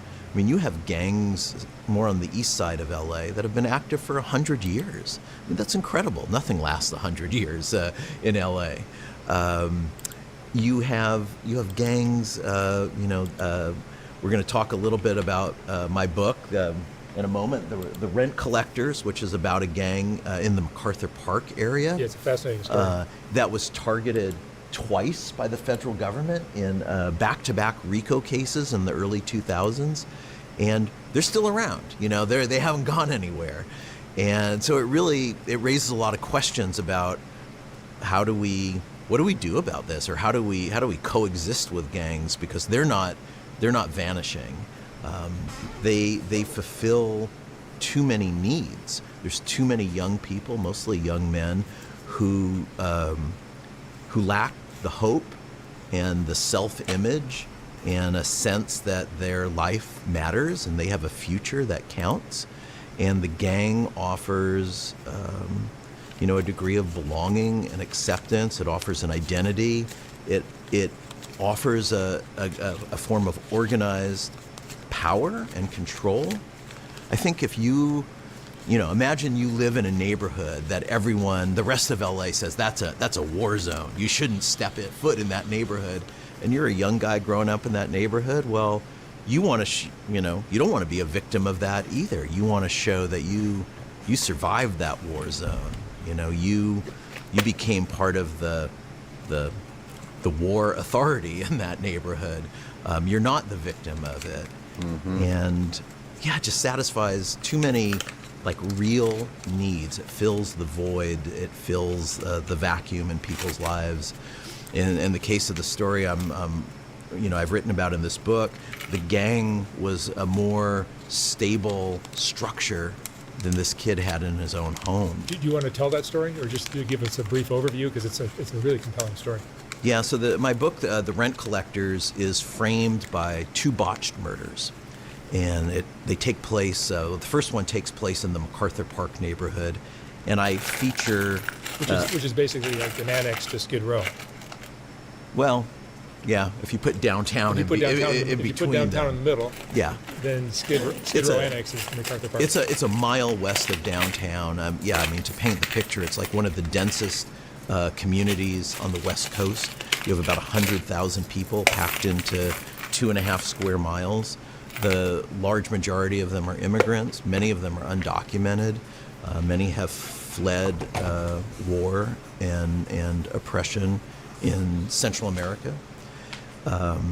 And you have a gang there that is just particularly well organized, that is really adapted to the density around them and to the desperation around them, and have figured out how to take advantage of that vulnerability. And so they impose a tax, they charge rent to pretty much anyone in the neighborhood. So it doesn't matter whether you're selling drugs, or you're a gambler, or you're a sex worker, or you're selling fake ID. Everyone has to break off a piece, pay rent to the gang. And my story involves the rent that was being charged to the street vendors. There's thousands of street vendors in that neighborhood, most of whom came here to work, and but are barred from the formal workforce because they don't have papers. And so they're doing like a very classically American thing, a real entrepreneurial capitalist view of the world.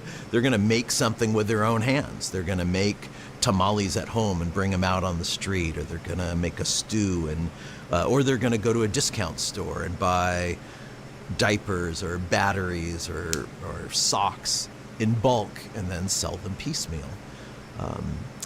And you know, it takes some guts. You know, it takes some chutzpah to do that and take it out onto the curb and say, this is how I'm going to make a living, knowing that you are not just vulnerable to the gang charging you rent, but you're vulnerable to the LAPD. Things have changed since the time frame of this book, which is mostly around 2007. But at that time, street vending was illegal of every kind. There was no permit you could get. There was no license you could get. Being out on the street selling a taco was a violation of the municipal code, and punishable by up to 6 months in jail and $1,000 fine, which is insane, I think. So much of, when you think of LA and you think of our culture here, you think of street food. You can't live in LA and not have like your favorite taco stand, whether it's a truck or a place with bare bulbs hanging over on a street corner. We are like the greatest taco city in the world. And anyway, you just have people trying to survive, They're improvising because they have faced these structural barriers at every other turn.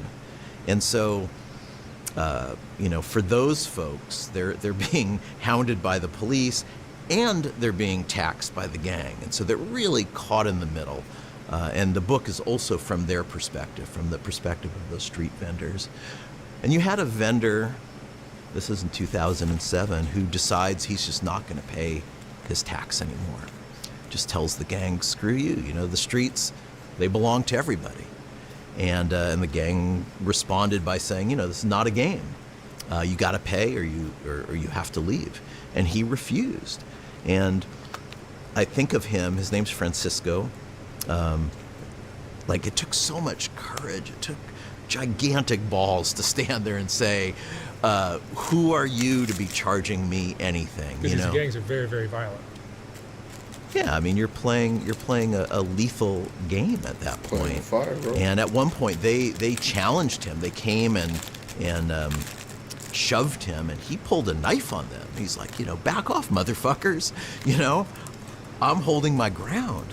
And again, he's a proud man and a courageous man, and also kind of naive and a more too stubborn for his own good.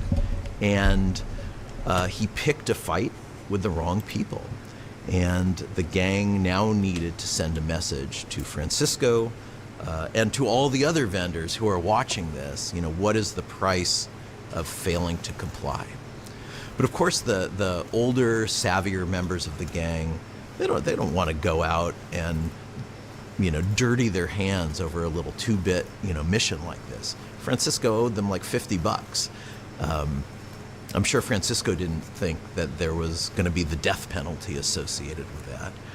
But the gang, again, guys who are in their early 30s, who are running things and organizing all those taxation schemes, and we can get into this in a moment, but also paying their money up to a higher authority, to the prison gangs, to the Mexican mafia.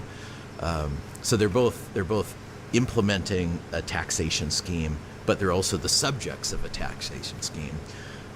They need somebody to go out there and do the dirty work, and they choose a kid named Giovanni Macedo, who's somebody I've come to know very well over the last 6-7 years, and we're very close. We have a close relationship. I visit him every single month in prison. Giovanni was young and naive and angry and confused about his place in his family. He inherited a lot of real dysfunction. He lost his biological father to AIDS when he was 1.5 years old and didn't know that. It was kept secret from him. He had a stepfather who stepped in as a provider, but was also just a terrible drinker and added a lot of violence and volatility into their home. His mom was, stretched very thin and struggling with her own mental wellness. And it was a very chaotic home. And the gang, especially these older male figures in the gang, represented something to Giovanni that he didn't have at home. There was order, there was power, there was to some degree accountability. I mean, these guys were, on top of stuff. At home, nobody was really on top of stuff. It was chaotic, and they chose Giovanni for this terrible mission. How old was he? Giovanni was 18. He had just turned 18, and he was kind of like, he wasn't a very accomplished gangster. He had been in the gang for a couple years, but he'd been in and out of juvenile hall and probation camps. Hadn't really spent much time on the streets, and he kept getting busted for ticky-tack little stuff, and I think the gang kind of was trolling him. They had this image that he was a snitch, and they kept needling him over that. You should do something, prove to us that you're really down for the hood. And I have no reason to believe any of that was true, but they used it, and it was like they were libeling him, and he had to figure out some way to get this image off of him and rehabilitate himself in the eyes of the gang. And so they summon him out to 6th Street, a couple blocks east of Alvarado, on a Saturday night, 2007, and they put a gun in his hands, and they tell him, "You're going to go handle this for us." Giovanni did not wake up that day wanting to kill somebody. I think he really had no desire to kill anybody. There was no rage here, right? This person had not wronged him. This is not a rival gang member of any kind. It's just like a cold, clinical mission. Go out and kill so we can maintain our economic scheme that we have going on. And I guess that appealed to me. I mean, once I learned about all this as a storyteller, I appreciated the fact that this was about money and not about just some kind of blind fury. And it was an economic scheme that the city of LA, in a lot of ways, was complicit in because of our laws and the way we criminalize street vending. We sort of hung the vendors out to dry. Anyway, Giovanni goes out there and he does what he's supposed to do, which is a terrible thing. But it also takes, it takes courage, it takes mettle, it takes guts. He walked up to Francisco. I should add that Giovanni didn't even know who Francisco was. He wasn't part of this taxation business. He was kind of too low on the totem pole. And So he needed somebody to go with him and point out who Francisco was. He needed to make sure he was shooting the right guy.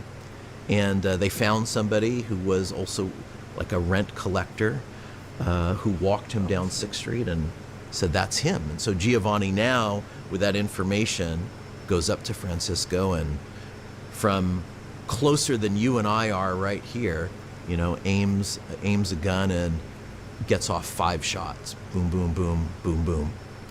And 4 of them hit Francisco and gravely wound him. The one bit of good news here is that Francisco survived. Francisco is alive today and functional. I just visited him at Thanksgiving time, brought him an apple pie for his family. So I'm pleased that he didn't die, and I think Giovanni is pleased that he didn't die. But the real tragedy is one of those bullets struck a newborn infant in a stroller right next to Francisco, a 3-week-old baby named Luis Angel Garcia. And why was that baby out there? Because his mother was a vendor. She had just given birth, and anyone who had the resources to care for their child, to take time off of work, or to have a family member or child care, whatever it may be, would be protecting that kid. But Luis Angel's mother didn't have any of that. She didn't have any safety net. She didn't have anyone to help her. And so, at this incredibly young age, her child is now out on the street with her in the midst of super crowded sidewalk with all sorts of commotion and food and exhaust and cash, and it's not where you would put your 23-day-old little boy. And Giovanni never saw the baby, didn't know that a bullet had struck the child, didn't know that the baby had died, until 2 days later. He's turning on the news, and he sees the mayor of Los Angeles at that time announcing a reward, $75,000 for information leading to the arrest of this monster who had killed an infant in the MacArthur Park area. And at that moment, Giovanni realizes, like, holy shit, I am that person. He thought he had succeeded. He thought he had redeemed himself. He was now in good standing. And in fact, he's discovering that he's committed this atrocity. He's done the worst thing he could possibly ever dream of doing. And at that moment, he is just overcome with emotion. He breaks down in tears and is realizing, he's going to have to live with this for the rest of his life. What he doesn't understand are the implications of killing a baby. He knows it's terrible, but he's so naive about the way the gang world works and about his gang's relationship with the Mexican mafia and what the repercussions are for killing a baby, which is it's essentially a war crime.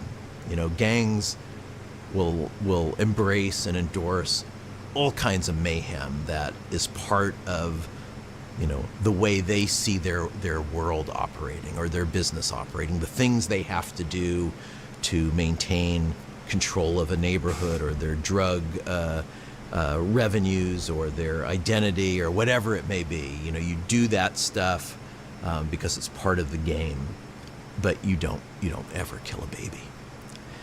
And 2 days after this happened, 3 days after this happened, they pick up Giovanni and say, we're going to Mexico. And he's naive enough that he thinks that they're going to hide him out, lay low for a while, and that when the heat dies down, he'll be able to return to MacArthur Park, and it'll be business as normal, and he will have ascended in the organization. But in fact, they're taking him to Mexico to kill him. And they go down to Tijuana, a group of 4 of them, all members of the same gang. This is the 18th Street gang. And they check into a motel in TJ, and they kind of throw him a bachelor party, like the bachelor party he'll never have. And they get him drunk, and they go to some striptease clubs, and he's trying to have sex with a prostitute, and it's just like a big, sloppy, messy night. And in the middle of that night, with Giovanni completely wasted and maybe their conscience sort of assuaged, that they've, you know, they don't really, he's still a homie, right? You know, they're doing a dirty deed here. They throw him in the car and they drive on this windy mountain road between Tijuana and Mexicali. It's called La Rumorosa. And it's this, goes through some crazy rock formations. It parallels the U.S. border. And it's a scene of all sorts of accidents and ghost stories. And it's the place where you would dump a body if you had like sort of a cinematic view of what you were trying to accomplish. And in the middle of the night, they pull over. Two of his own homies throw a rope around his neck. They're in the back seat. He's in the front. And they yank, and they yank, and they yank, and he's struggling, and his feet are kicking the dashboard, and they've pretty much pulled his neck into the back seat, and blood's pouring out of his nose, until they hear him, what they think is his neck snapping, and his body going limp. And at that point, they drag him out of the car, and they heave him over the edge of this cliff, and they drive back to L.A., and they report that they have, in their mind, taken out the trash. Had they not done this, the consequences, it's called a green light. It would be open season on that gang. And, you know, anyone from a rival gang could just go into the neighborhood and blast on that neighborhood, anyone there, or in the jails or the prisons. It was just like carte blanche, do what you will, because this gang has screwed it up so badly. But once they cleaned up their mess and got rid of Giovanni, it was back to business as normal.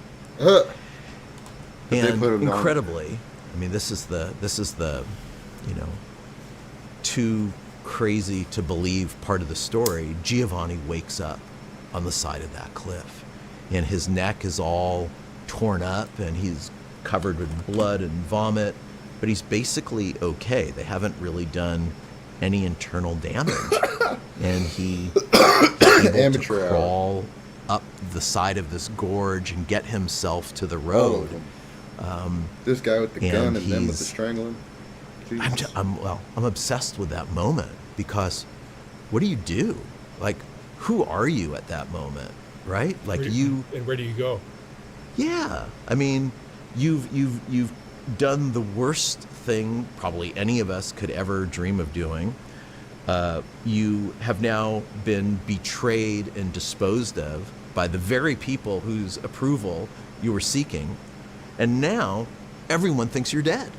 You know, you're kind of lost, but you're also home free in a strange way.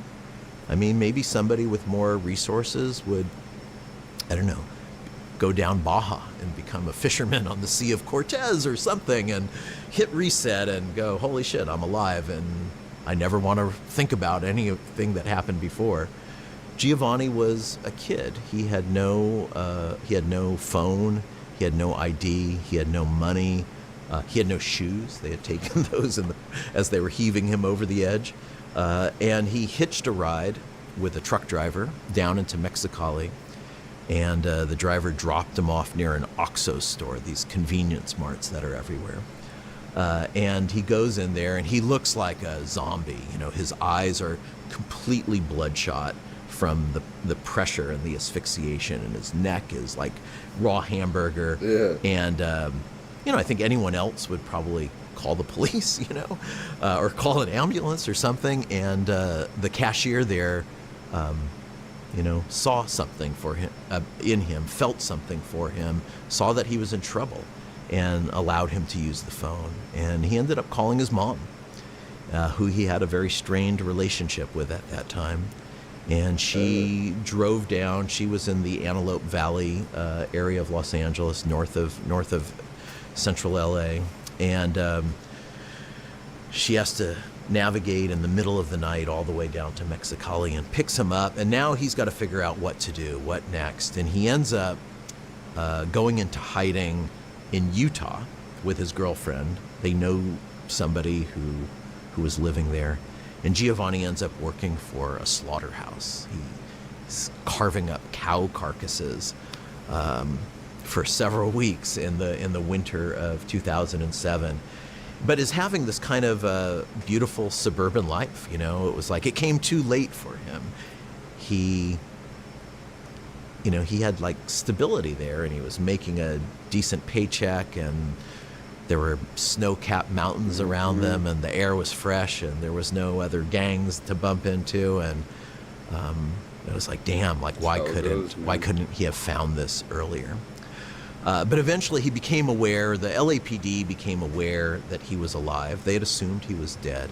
And they end up on the phone together, and he agrees to turn himself in. How did they find out? A gang officer went to Giovanni's girlfriend's home, and her sister, who had been half asleep on the couch and maybe wasn't thinking through the repercussions, says they tried to kill Giovanni.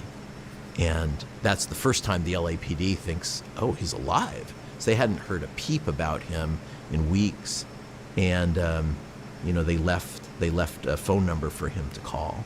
And word gets to Giovanni in Utah, and suddenly, alarm bells are going off, and Giovanni realizes he's lost the element of surprise. He's no longer invisible. He's on their radar. They actually didn't know where he was, and he probably could have, extended his time on the lam for longer.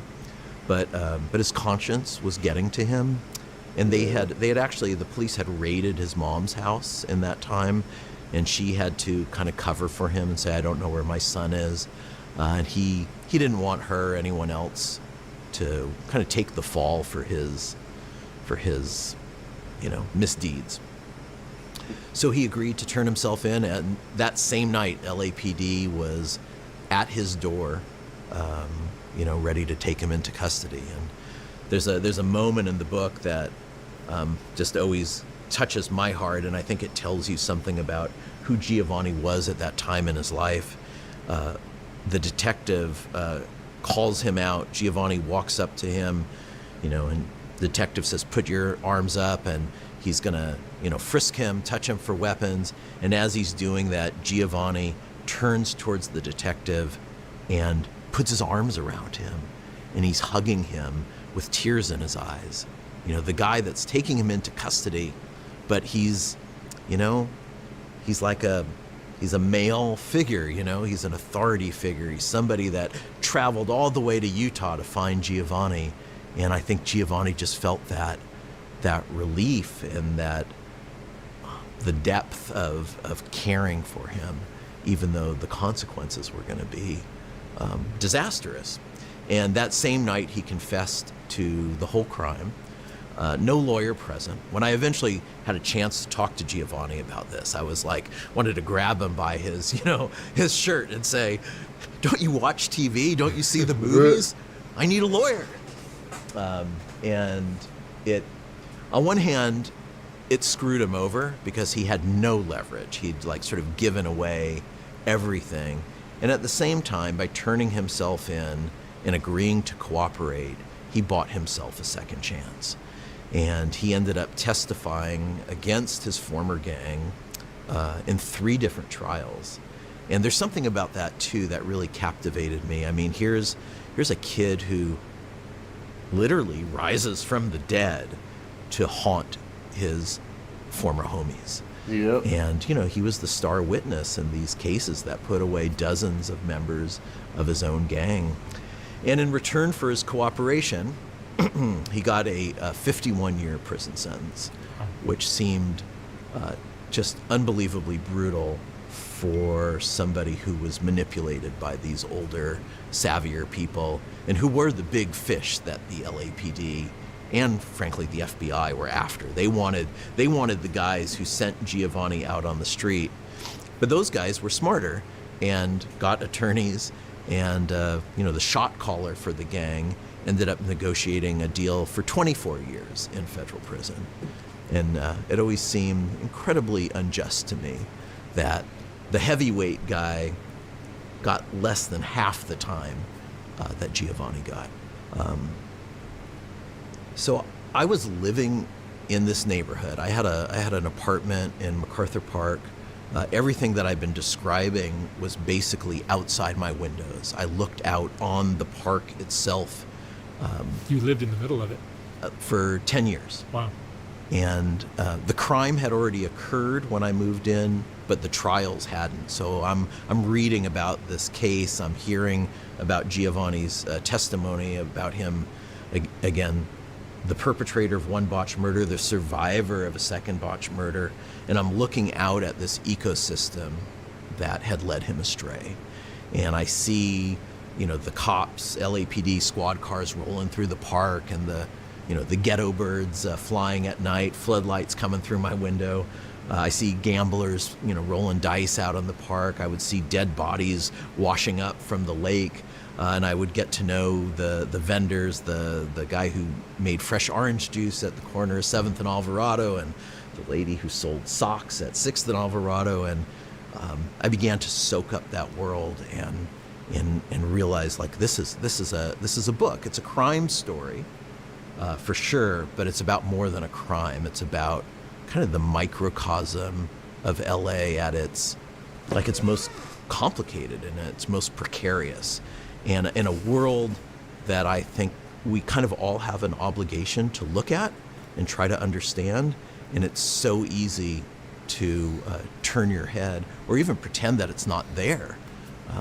I would look out at the park, the lake, these streets where all this is happening, and there's the skyline right behind it, all the steel and smoke glass skyscrapers where the law firms and the accounting firms and the movers and shakers of LA are, and this is happening like a mile away from them, and nobody knows. Like it's just not part of their reality. Something they don't know, they don't care. So I decided that this is an incredible story, but also like a personal story to me about my experience in LA and the product of decades of writing about gangs in the lead up to that. And so I decided to write Giovanni a letter. I didn't have any connection to him. It was really a shot in the dark, and he could have easily told me to go screw myself. And, he had been incarcerated for 11 years at that time. This was 2018. And, prison's a terrible place, and you don't know what it's going to do to somebody, how broken he might have been or how corrupted he might have become in that world. And as it turned out, my desire to know about him and what I told him in that letter is that I imagined he was not the same person anymore who pulled the trigger in 2007. That desire to know who the real person was, or who the person was that he had become or was becoming, was matched by Giovanni's desire, his obsession, his need to tell the world that he's not that guy. He was that guy, he did that thing, but that doesn't define him. And he really, he wanted people to know that he wasn't a monster, even if he did a monstrous thing. And he felt that if another young person could learn from his mistakes and see what he discovered, that, the gang as his family, as his identity, as his avenue to belonging, that it was kind of an illusion.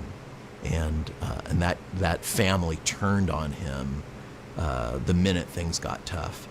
He told me, he wrote me a letter that brought tears to my eyes. And he says, if somebody can avoid making my own mistakes, then my life is an open book.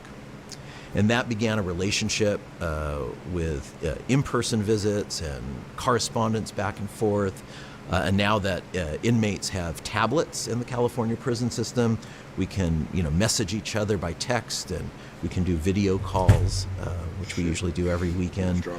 I became deeper and deeper, more deeply involved in his life. And to the extent that there's something worthwhile to be gained from reading The Rent Collectors, I really owe it to Giovanni, because it took incredible courage and integrity to open up his life the way he did. There's a lot of things that are not flattering. There's a lot of things that are really painful in his life, and some things that he didn't even fully understand, and that we learned together, as I'm asking probing questions and as I'm going deeper in my reporting, which included traveling to Mexico to see where his biological father is buried, and traveling to El Salvador to see where his mother grew up and the house that she left when she was smuggled north as a little girl, and to then Guatemala, where his stepfather had been deported to. And, you start to see all these threads of his life coming together, and these larger global forces that all led up to this one moment. It helped, it gave him clarity, I think, in terms of understanding who he is and what he wants to become.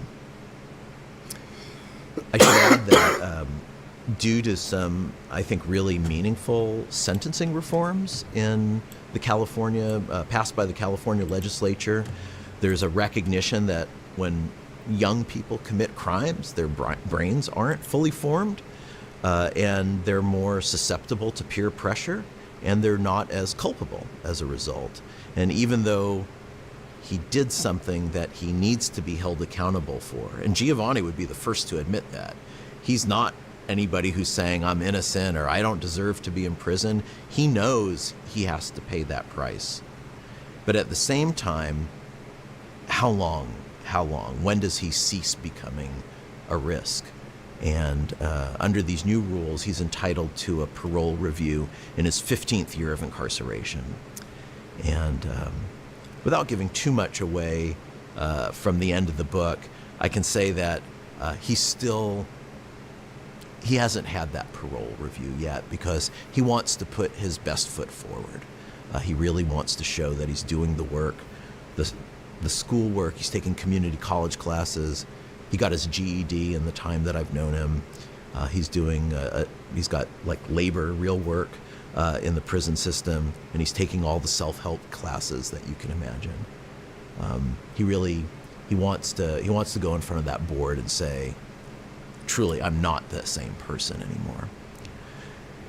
As I've gotten to know him and seen his growth, and had really deep conversations with him about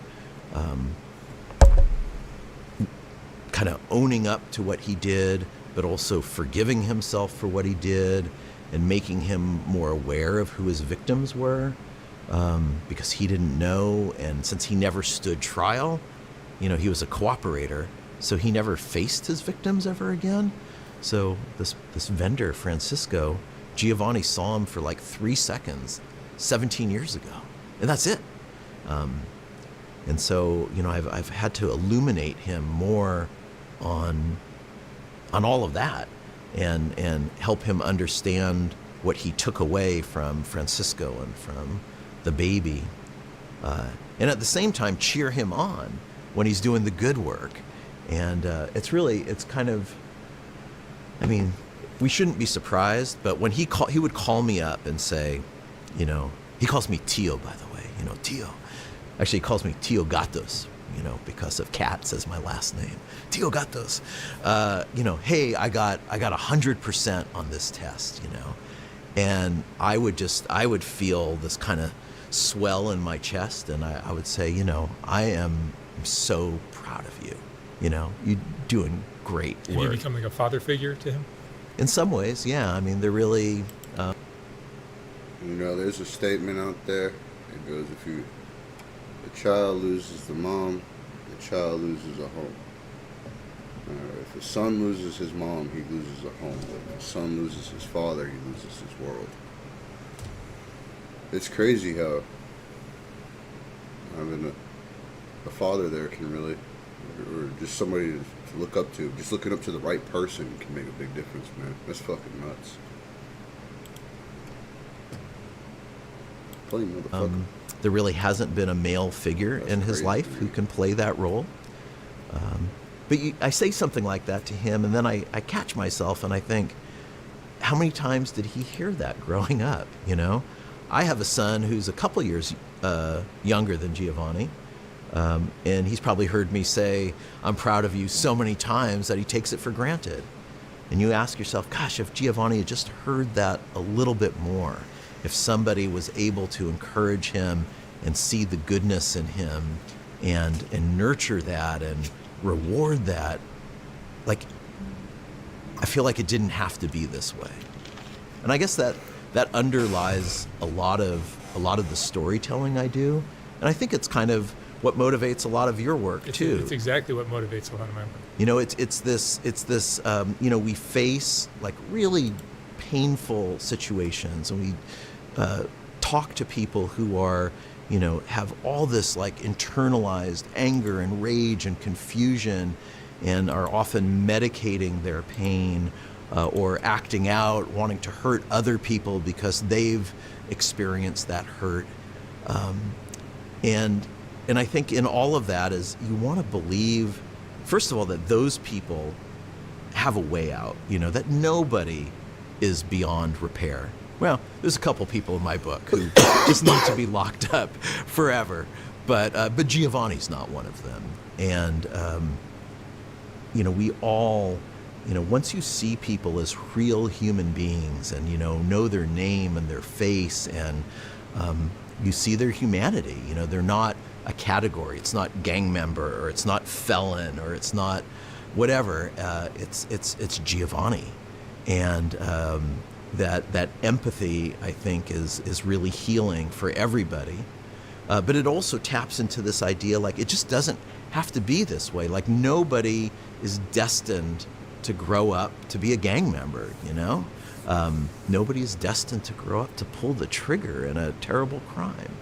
It's just a lot of things that conspire against them. And as a teenager, yeah, as, you know, also our brains do develop, and a lot of people grow out of violent crime, for sure. So, you know, yeah, there's always this hope of kind of a redemptive possibility. Yeah, I just interviewed a couple former members of the Mexican Mafia, and they both are so reformed, so incredibly reformed now, that you would trust them with everything there is to trust somebody with. I know both of those guys. I've interviewed both of those guys. Mundo Mendoza, I talked to maybe 30 years ago in the aftermath of the movie American Me, the Edward James Olmos movie, and 3 people associated with that film were killed. And Edward James Olmos was the target now of threats from the Mexican Mafia. And he needed to talk to somebody, you know, what do I make of this? How do I protect myself? How serious is this? And somebody connected him to Mundo.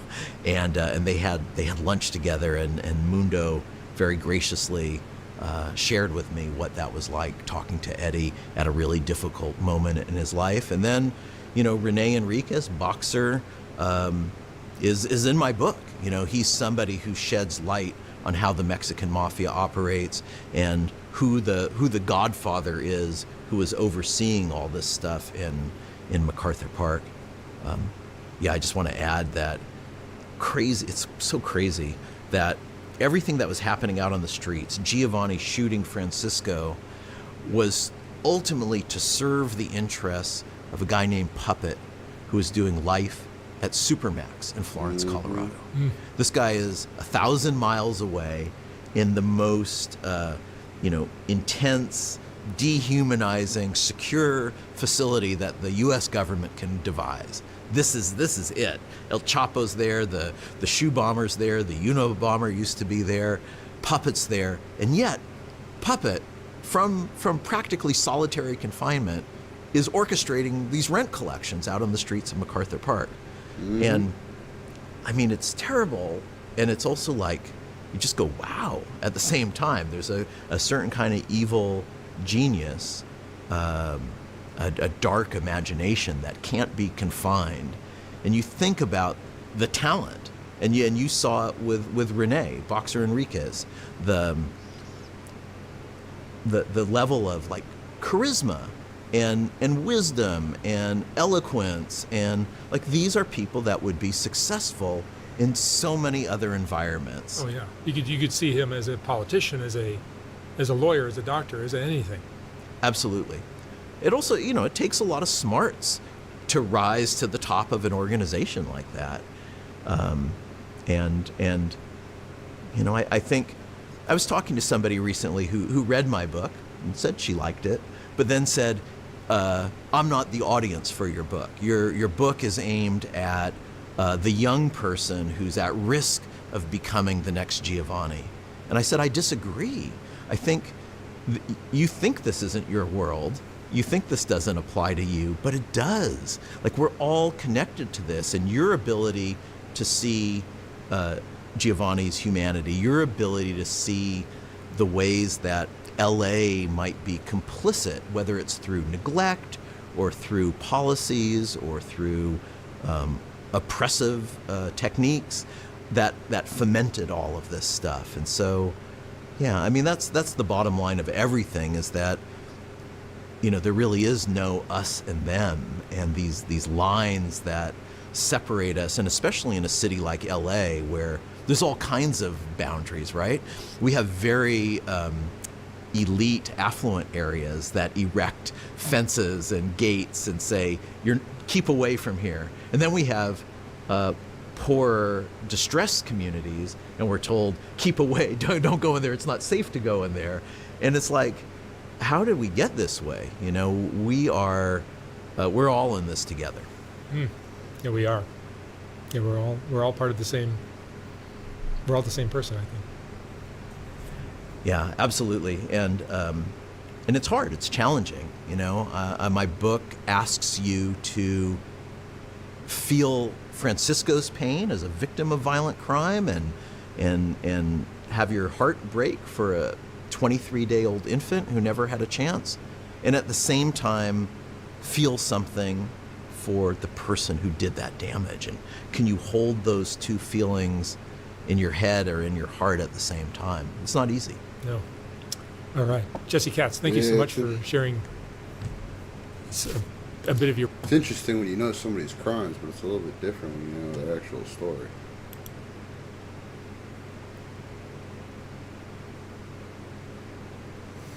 It's crazy.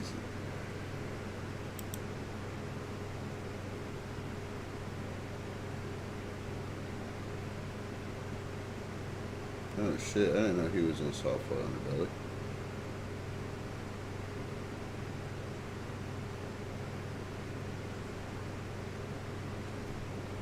Really get started, private parts, how about you introduce yourself and tell... I want to click on that, but I don't really understand shit about lawsuits or lawyers.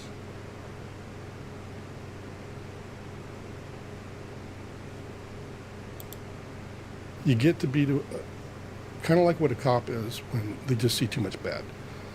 You would not believe the level of darkness people have in their souls. So, and the benefits, good grief. I mean, where else can you go, honestly, in today's world and retire at the age of 40, 42? Yeah. And have such a lot of, you know, you've got, you know, you're going to have an income. Right. That you can't beat that. No, you can't. I mean, yes, you're giving up a lot because I had to sacrifice a lot. My family did too, and I was away from a lot in several parts of my tenure in the Air Force. So yeah, there's a give and take there, but it was well worth it at the end of it all. But when you went in, you didn't have like a specific thing in mind you wanted to do within the Air Force. You were kind of open to wherever. Yeah, I just took the test. They have what an ASVAB test is what they call it, and it shows your propensity to learn things. And I had a very high mechanical and administrative score. So usually the guys with mechanical, they go into a field, which is what I did in the first few years, like 3 years of my career, was I was an airframe repair specialist. And what does that consist of? That's where you have like large bodied aircraft like C-130s, KC-135s. They get broke. They get cracks in their wings from flying. There's a lot of vibrations in the craft and the things that break. So that's what I would fix. I would go out there and help. Sometimes we'd have to pull out gear tracks because after landing so many times, sometimes those landings are hard. And, excuse me, the aircraft needed to be repaired, and you'd have to pull out the gear tracks. These things are like as tall as the ceiling in here, and they weigh over 100 pounds, and you have to pull them out and put in the new ones and shoot the rivets in and everything else. That's what I did. And where were you stationed doing this? That was Little Rock, Arkansas. Okay. So that was my very first duty station after my first technical school. What are we thinking, like mid-80s-ish year? Yeah, I went through 85 to 80, what was it? 87. Okay. 87 to 88, somewhere in there. And where'd you go right after that?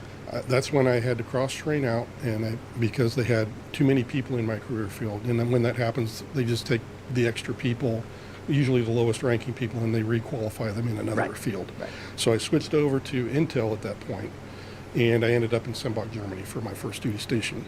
Did you have a preference for that, or did they say you're doing Intel? I had a preference. I took another series of tests, and they presented me with jobs that I qualified for.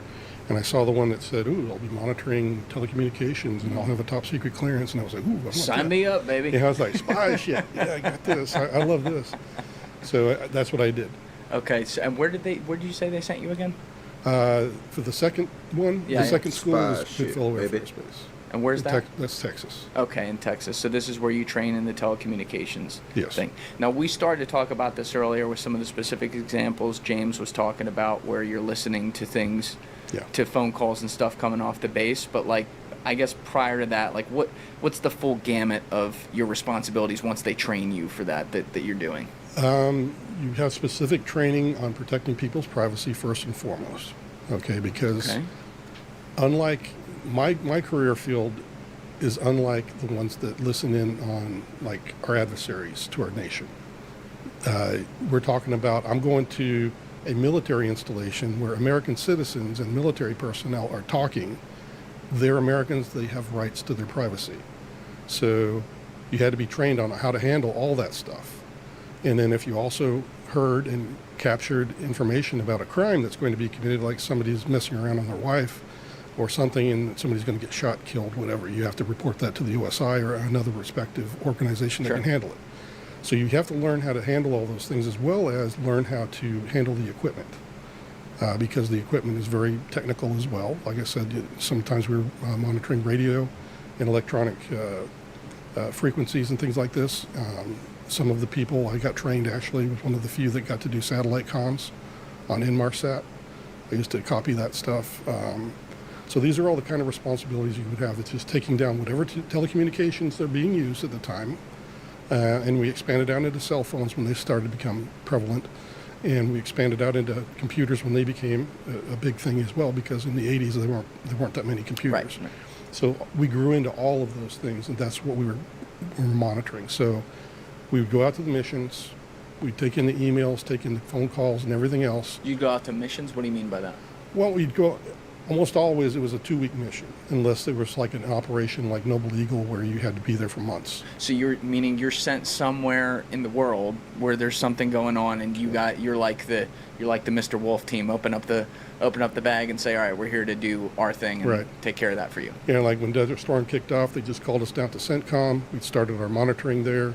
We covered down on some of the missions that they had there, and they actually did change some of their plans because of what we intercepted, and they wanted to make sure that what they were doing was going to be kept secret. Are you able, without revealing like classified specific stuff, can you say like an example of something you might have intercepted? Yeah. I remember one day in particular that ended up being a big deal was at some point when we had entered into Iraq, you know, when Saddam had put all the burn pits out there and filled them full of oil and just started on fire. Well, we intercepted a call that stated that there were a lot of these civil engineers being called up from the Army to come, and they pulled me over and they said, hey, Jay, your dad was in the Army. What is this? We've got like a whole ton of these civil engineers coming. I'm like, well, that's kind of weird because my dad described it as being only 1 or 2 of these guys assigned to any particular battalion, and they're the ones that were responsible to get through the things like waterways and putting a bridge up and, you know, getting them from point A to point B. And sometimes they get into explosives and things like that too. But here we are, you know, just the beginning of the Desert Storm that, you know, Saddam has these pits. And I just put the 2 and 2 together. I'm like, well, if I already use, you know, a whole bunch of civil engineers for a particular job, what would I do that with? Well, maybe they're going to come in and fill in all of these pits that are burning right now and preventing them from, getting from point A to point B. Whoa. And sure enough, that's what they're planning. That is what happened. And they briefed the general, and he flew through the roof. Schwarzkopf, he flew through the roof. That's pretty cool. So Yeah. you impact things on a serious level. Yeah, there. so they delayed that part of the plan, and I think they came up with a deception plan also just to make sure that it went down properly. And you saw how we kicked butt. Oh yeah. So that was quick. What would have happened had you not happened? What would have happened? People's lives could have been in danger, because if there was any inkling that Saddam would have had a precursor that that's what we were going to do, the critical time for these civil engineers is when they're actually like trying to bridge through that fire zone or the burning pits. And that would leave them open to tank fire, and all the other forces that were available to Saddam.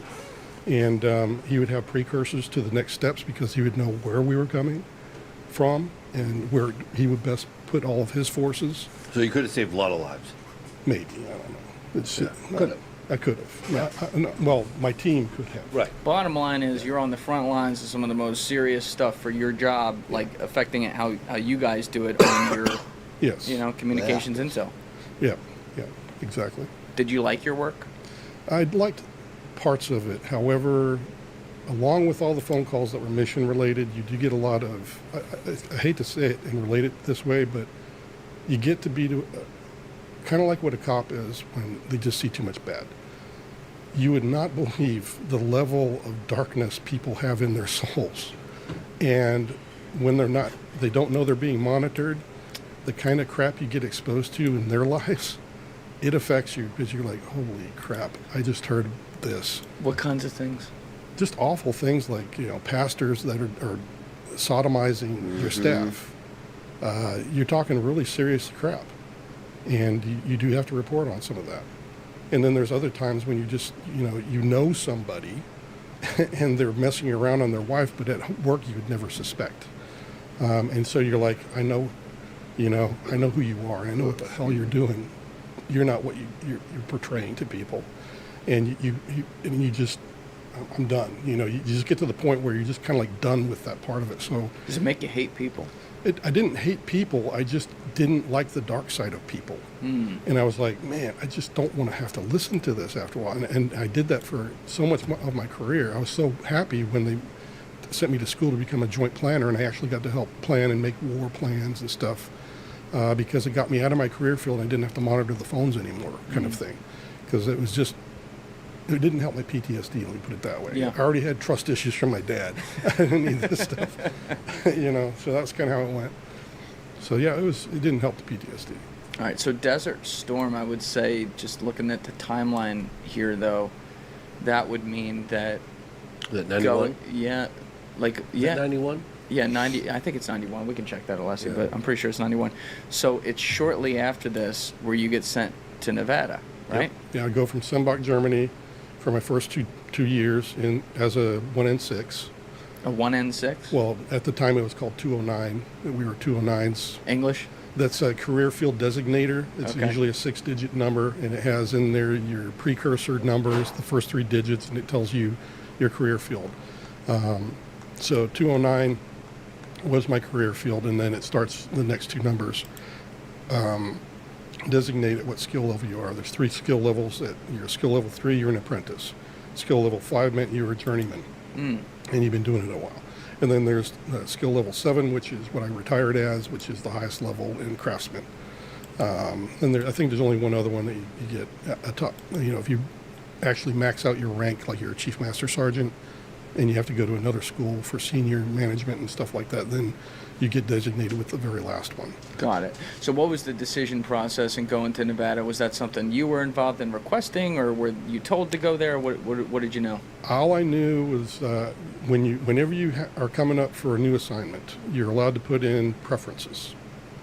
And Nevada was one of them. I put in, I heard Vegas, Vegas. That was it. Put it all on black. Yeah. Jason's like, Vegas! Stays in Vegas. Yeah, Yeah, right, Jay's right. staying in Vegas. You know. I want I've that. seen the worst darkness. What's a little coke and hookers? Oh my God! Oh my God! Right? I'm gonna go from bad to worse. Yeah. Guys, it was not the only one I had on my list. Whatever. Who else did you put on your list? You remember? I put Hawaii.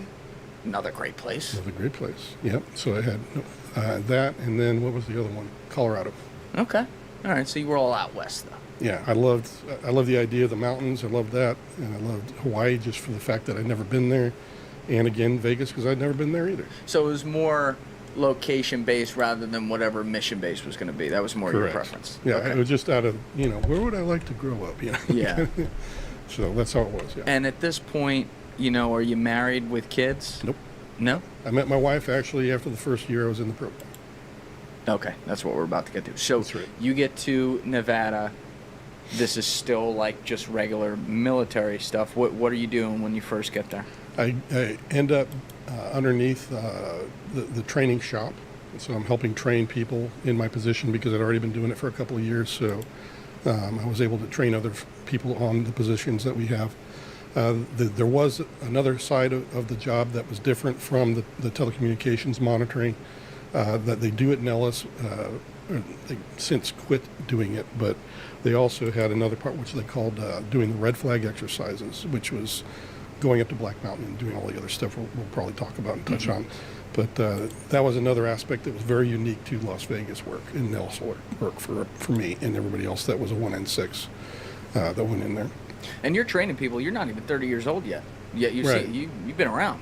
Yeah, and I was good at what I did, and people recognized me for that. They knew I was a good frontline analyst as a 3 and a 5 level. I had my 5 level by the time I got to Las Vegas. So that was where I was stepping into it, and I was also chosen by the training shop to be a person that could train the trainers as well. I was also chosen for some very hand-picked prototyping training. Like we had other people that were radar specific. In other words, they did ELINT, I did SIGINT. You don't usually Can you cross. explain that to people? Well, signals intelligence is SIGINT. That's where telecommunications is within that. So whether you're doing it against the adversary or you're doing it like I was for military installations of our own, then you're receiving signals from radio waves or from other means that you have to intercept it. And that's called signals intelligence. Now, ELINT, that's electronic intelligence, which is like radars. That's what, they call them scope dopes. Says not on there, bro. And that's what my wife was. So we're both not on assigned there to the to see same it, bro.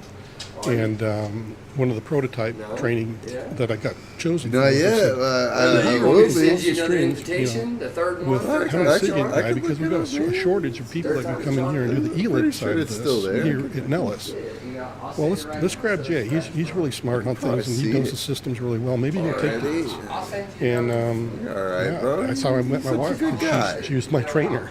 Oh, so she was in the military. You're such a good guy. We served up until about the 10-year bro. mark. Then she got out after our second child. After all that rigmarole with my child He's a getting nice guy over here. abused in the daycare. Yeah. Oh, that's right. We already talked about this. Yeah, so that happens as I walk you guys through it. But anyway, that's how I started. Were you living in Las Vegas proper, or were you just where were you North living? Las Vegas. You were living in North Las Vegas. Yeah, I lived right across the street from the mayor of North Las Vegas. And how far were you from the Nellis Test Range?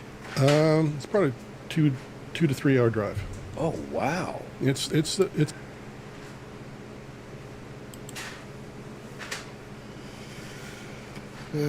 you got going on now, bro? Same shit, different restaurant. Smoke a little ciggy, smoke a little green.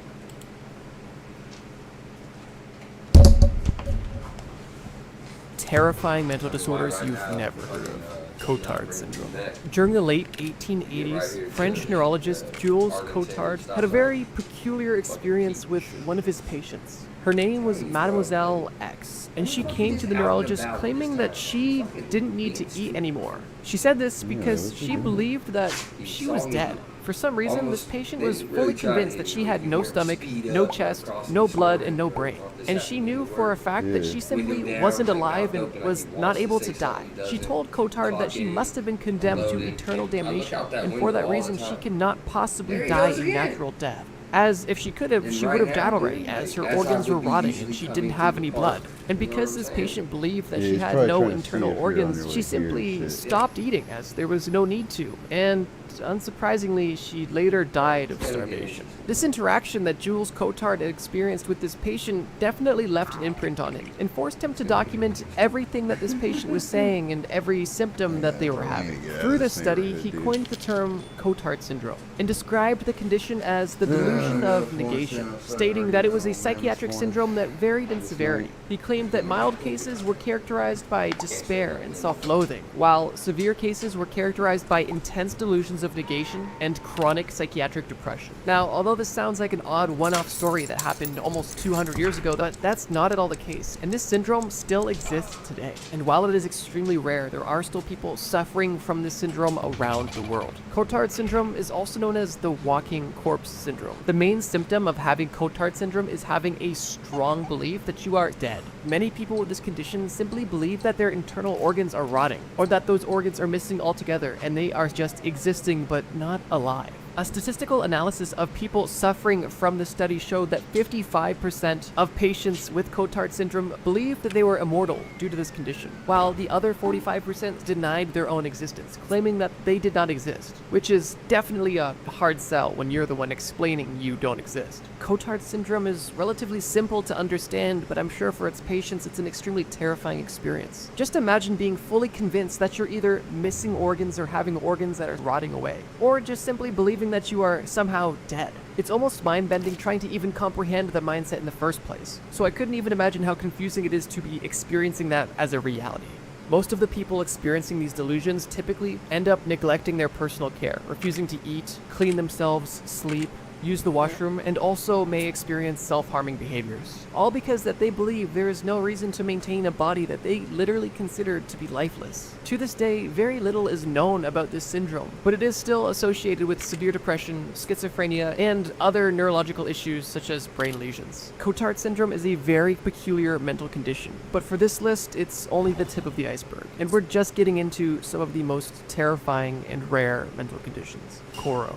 I want you to be honest. Have you ever looked down and thought, dang, my little bro must be shrinking. It was never this small. Well, in that case, you might be suffering from Koro. Honestly, I don't even know where to begin with it. It's also known as genital retraction syndrome or shrinking penis disease, both of which definitely give an odd foundation, and both of which are actually not even fully accurate. And while Koro is a syndrome that does occur worldwide, it is considered a cultural bound delusion, essentially meaning that the symptoms of this delusion are only recognized in specific societies and cultures. Patients suffering with Koro experience overwhelming and intense beliefs that their sexual organs are retracting, and while this literally isn't happening, these people suffering from this disease will go to extreme lengths to prevent this shrinkage from happening. Most people suffering from this condition typically begin by reporting anxiety attacks due to their perceived lack of genitalia, and this perceived shrinkage will be a huge cause of stress for the individual suffering from Koro. And if you're a woman, don't think you're safe from Koro, because there are women who experience Koro, but obviously they aren't experiencing their penis shrinking. They believe that their nipples are retracting and that their breasts are also retracting into their bodies, slowly shrinking.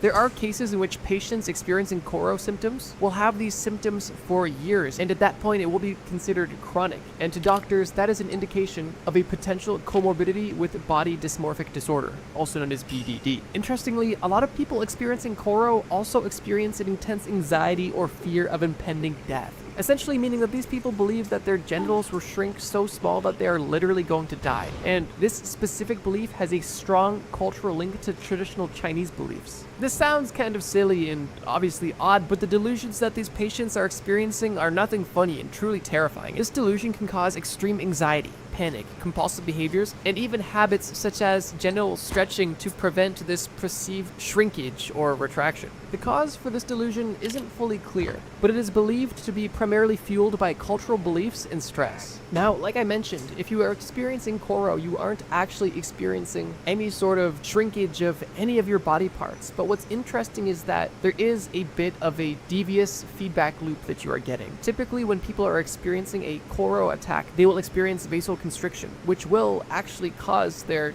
genitals to temporarily shrink a little bit. This actually affirms their delusion and causes a very vicious cycle until the delusion is so strong that it is simply a core belief. And while this vasoconstriction is only temporary, when you are believing such a odd delusion, you are not necessarily thinking logically about this. And even when presented with the fact, it is still hard to come to the conclusion that you are not shrinking. Depending on what culture you're a part of when you are experiencing this koro, the treatments may differ. In traditional Chinese medicine, typically the remedy that is recommended is a herbal tincture that is applied to your genitals. While in some African cultures, people experiencing koro will be prescribed a weight to attach to their genitals to help stretch it, to of course maintain its size. Neither of these remedies sound particularly pleasant, and this entire affliction, while silly seeming, is definitely rare. It is a bit unfortunate that your body is almost unwillingly feeding into your delusion by shrinking your junk during these times of panic, unintentionally feeding your delusion more and more. However, typically instances of koro are not lifelong. Although we may be able to get a chuckle out of it, it's definitely something I would never want to experience. So yeah, koro literally has men believing that their penis is shrinking and it's gonna get so small that they are literally going to die.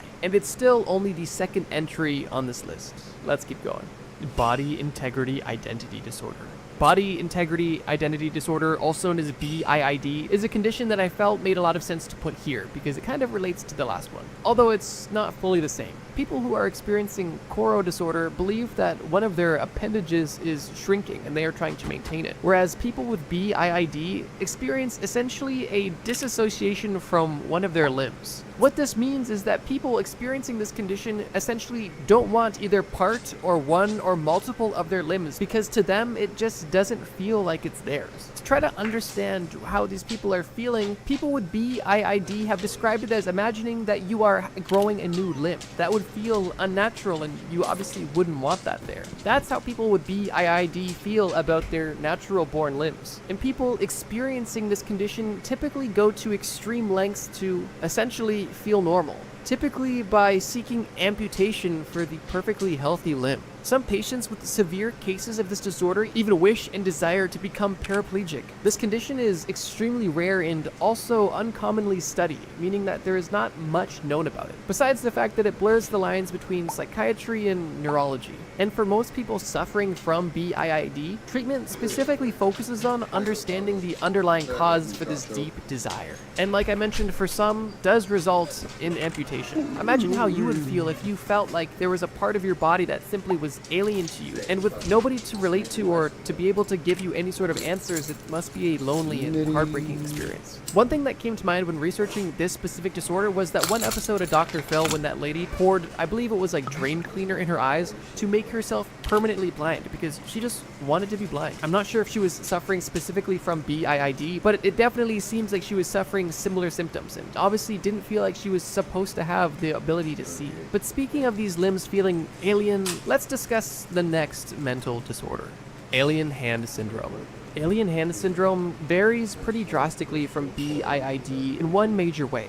People experiencing alien hand syndrome don't feel like their hand isn't supposed to be part of their body. Their hand simply doesn't act in accordance to their will, almost as if their hand was a sentient being or acting on its own will, or potentially an alien limb to your body. Patients experiencing alien hand syndrome typically experience symptoms in their left hand, and what this hand does typically varies depending on the severity of the situation. In 1908, when alien hand syndrome was first discovered, a 57-year-old woman was actually attacked by her alien hand, with this hand consistently smacking and trying to choke the woman, and she had to fight for her life to prevent her rogue limb from killing her. And while this example is extreme and obviously terrifying, it's not the norm, although it isn't uncommon for this rogue limb to do things that you likely wouldn't want them to, like undressing yourself in public, or simply spilling food or drink, or simply dropping things for no apparent reason. Interestingly, while the first case was reported in 1908, the number of cases actually increased in the 1940s onward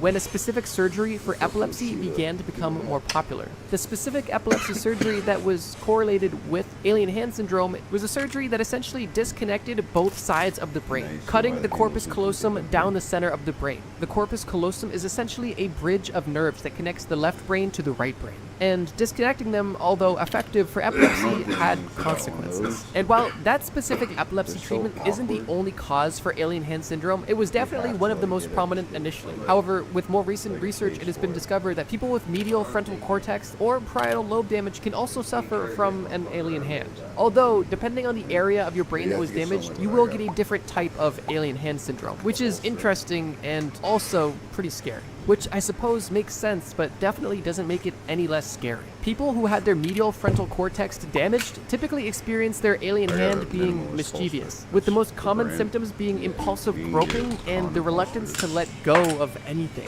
With damage to your corpus callosum, typically you experience your hands literally fighting each other, which I can only imagine is a very unpleasant and scary experience. Now, somewhat differently, people with damage to their parietal lobe experience this condition a bit differently, as they not only don't have control over this arm and have it kind of do whatever it wants, they also feel estranged from this limb. Similar, but not to the same extent that people with BIID experience. But just imagine that. Not only do you feel like this limb that is on your natural body doesn't belong to you, but also not even being able to control it. It simply is there, part of you, but it kind of has a mind of its own. That is undeniably terrifying. Currently, the direct cause for why this happens in the brain is unknown, and unfortunately there isn't a cure either. One of the most popular treatments is pretty simple. It basically just involves making your alien hand hold on to an object consistently to give it something to do, essentially. I think being born with this condition, you could likely learn to adapt to it relatively quickly, and it could be part of normal life. But I think one of the most terrifying parts about this disease is that it's typically developed later in life, meaning that you can live a totally normal life having control of both of your arms. And by getting brain damage in one way or another, not only can you lose control of one of your limbs, but you can literally lose control of one of your limbs. Like, this limb isn't just paralyzed. It is doing things without your consent. It has a mind of its own. And depending on the severity of what this hand is doing, you may have a violent appendage attached to your body with its sights aimed at you. Alice in Wonderland syndrome. Alice in Wonderland syndrome is a neurological disorder that distorts your perception. Typically, this distortion is experienced visually, and these visual distortions are perceived by objects either appearing larger than they are, or smaller than they are, or closer than they are, or potentially even farther than they are. And as you may be able to assume, this is extremely debilitating. These are only a few of the over 60 symptoms associated with Alice in Wonderland syndrome. The Alice in Wonderland books and movies are interesting and fun and whimsical, but when that sort of psychedelic experience is your consistent reality, it becomes a lot less appealing. And for patients suffering with this condition, they can experience not only visual, but also auditory, touch, and time perception issues. It's important to note that these aren't necessarily hallucinations. They're simply a misinterpretation of real things that are happening for a reason that is not fully understood. All that is known about Alice in Wonderland syndrome is that it's currently associated with migraines, head trauma, and EBV, Epstein-Barr virus. In most cases, patients don't experience symptoms consistently, but rather in series of attacks, where suddenly almost everything in their reality changes. Just imagine you're sitting on the couch watching TV when all of a sudden the TV that you're looking at becomes 5 times bigger, and the room that you're in becomes 10 times smaller, and all of a sudden all you hear is ringing and people talking, and it feels like time's moving really slow and then really fast, and everything's consistently changing, and you have almost no ground, no basis of reality, and you can't trust what you're seeing, hearing, smelling, or touching, and all you can simply do is wait it out. But this wait itself can seem endless with the perception of time being so distorted. However, as disorienting and terrifying as this experience may sound, this disease is pretty understudied and currently isn't considered a neurological disorder or a psychiatric illness. It is kind of just in this medical gray area. And currently, there isn't even a known number of how many people are experiencing this mental condition to begin with. A reason for why it's low priority to be researched is because it's not considered to be dangerous, which I suppose is a nice benefit. However, 15% of people that do experience this condition have their attack almost instantly followed up with a migraine, which definitely adds insult to injury. And in that case, there is at least pain associated with this disorienting experience. This condition has been seen in both adults and children, but is most commonly seen in children. And while its cause is unknown, during studies of people who have been actively having these attacks, there is abnormal amounts of electrical activity taking place inside the patient's brain, resulting in an abnormal amount of blood flow to certain parts of the brain that process visual perception and texture. Regardless, even with the lack of classification and little known information about this disease, to me, the experience of Alice in Wonderland syndrome does sound terrifying and extremely unfortunate for those who suffer essentially in silence with almost no answers. It almost sounds like a random bad trip that you don't consent to and can happen at almost any time. Something I wouldn't wish on anybody. But we do still have one more entry to discuss. And quickly, before we get to this final entry on the list, I did want to mention, there was at least another 10 or 15 entries that I researched and wanted to put in this video that I simply had to cut for time, because we post videos every Friday. So with that, if you guys liked this video about rare and terrifying mental disorders, please let me know if you guys would like a part 2. I've got plenty more to talk about, and I'd also love to hear if you guys have any recommendations in the comments below. That being said, let's get to the final entry on this list, Capgras Delusion. There's no doubt that every entry on this list in one way or another has been upsetting, disheartening, terrifying, and of course, obscure. But I saved this entry for last because I believe it to be one of likely the most upsetting and depressing entries on this list. But the belief that patients suffering from this delusion believe is extremely disheartening. Those suffering from Capgras Delusion believe that someone close to them, typically a loved one, has been replaced by an identical imposter. And in some cases, they even believe that this imposter is going to do them harm. Unsurprisingly, Capgras delusions are typically associated with people experiencing paranoid schizophrenia, but these delusions are also present in people with dementia, brain tumors, and brain injuries. How this works is when you see another human's face, your eyes send a signal to the occipital cortex in your brain, and from there, that signal is sent to the fusiform part of the brain. This part of the brain is specifically responsible for facial recognition, which allows you to not only recognize people, but also tell people apart. The fusiform part of the brain then sends a signal to the amygdala, and based on the signal that the amygdala gets, it will release specific chemicals depending on how you perceive this person. These chemicals are essentially the precursor to emotions, and help your brain understand how you love and how you care about someone, and who you love and who you care about. Now, for people with Capgras delusion, their brain varies, because the fusiform part of their brain is not sending a strong enough signal to the amygdala, essentially meaning you can recognize somebody's face, but you're not getting the chemical reaction allowing you to essentially feel the emotions you're supposed to feel when seeing and thinking about that person. That lack of chemical release makes this person seem foreign or alien, or like something is missing, which is where the delusion comes into play, that this person must not be the real person that I know and love. This must be an imposter. This must be a clone. This must be a fake. And that is essentially how we understand how this delusion comes to be. And while we may understand how it happens, it doesn't make it any less terrifying or upsetting. If any of you watching this have experienced a family member with Alzheimer's, then you kind of know what I'm talking about. How upsetting and how scary it is to see somebody that you've known all of your life simply not remember you anymore, or to even not like you anymore. Growing up, one of my grandmothers actually had Alzheimer's, and during the later stages of it, she not only forgot who my sister was, who was living with her at the time, she also began to resent my sister for seemingly no reason. I can't imagine how that would feel to have not only your grandmother forget you, but begin to hate you, openly cuss you out, and disrespect you. Of course, you have to understand that that's not them, that that's the disease, but it still hurts, and it's disheartening to see the deterioration of a loved one. Obviously, Alzheimer's and schizophrenia as well are terrifying and upsetting diseases, but this video is specifically focused on unheard of and obscure diseases, which is why I didn't outright mention them. Focusing back on Capgras delusion, not only do people suffering from this believe that someone that they love or know may be replaced by some sort of clone, but depending on the severity of their condition, what they do about this belief could range drastically.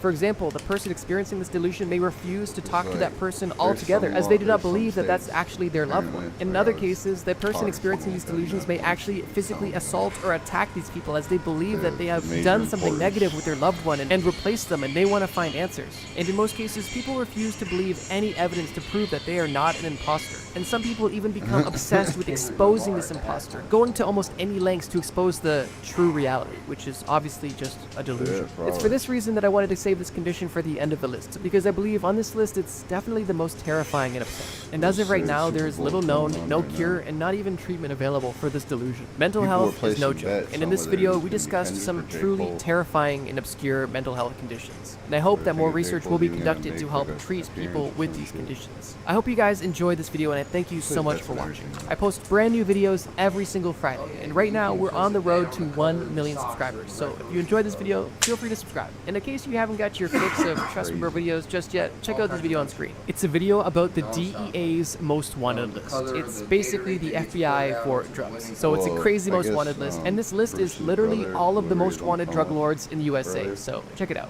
Thank you guys so much for watching. And as always, trust me, bro.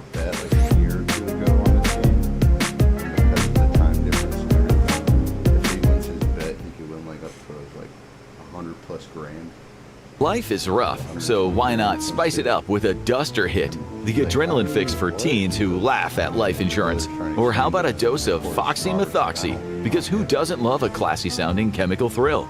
Better yet, have a game of psychosis tennis after a hit of the craziest drug ever invented, EA 3167. We have the CIA to thank for that one. Today on the Infographics Show, we're looking at the most insane drugs you didn't know existed. Prepare to have your mind melted on this wild trip. Number 11, Air Duster. Imagine this. A young man is at home bored out of his mind.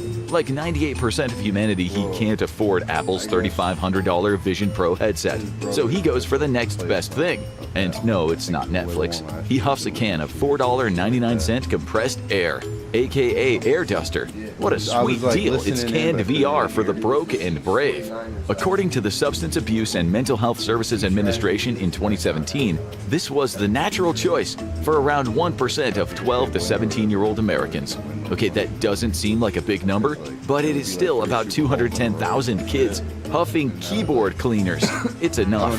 Let's be honest, huffing dust remover is not the most prudent way to get your kicks. You can end up like the 35-year-old American guy who huffed dust off every day for a month. He came down with a non-ST elevation myocardial infarction, a type of heart attack with a name longer than his sobriety. Huffing these so-called cans of sunshine is sometimes referred to as dusting. Spray it in a bed. What's that? I got this Fendi Glock. No more heroin water? No more heroin water. What's that? I gotta unplug this so my homeboy can hear this and shit, and I gotta. He said no more heroin water. OG butter. OG butt fuck. I got that OG margarine in the house. Can't believe it's not butter. Yeah, we're over here smoking and chilling, bro. It's just like, bro. That's when you just say, what up? What's up?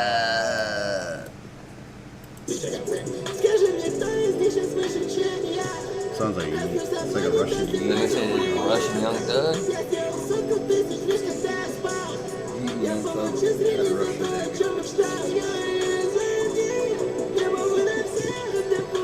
No, it's Playboy Cardi. People said you need to get smarter. Believe me, I tried. Like future fucking gaming Gucci slippers.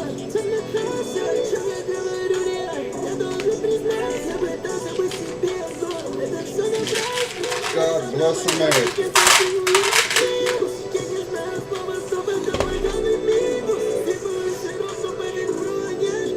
Oh, they got syrup over there? There's big farmers all over the world, bro.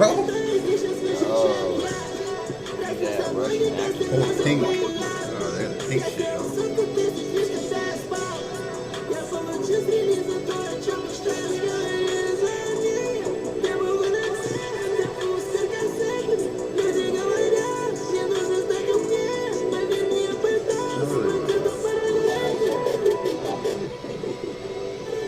That's all I can hear in my head running. Ooh, Percocet.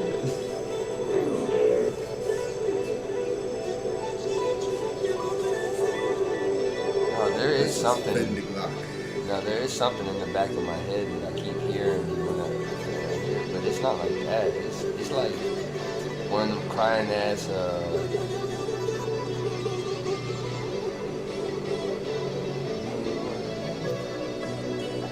Like it's like a little mumbly ass fucking thing. What the fuck was Lifestyle? Young Thug.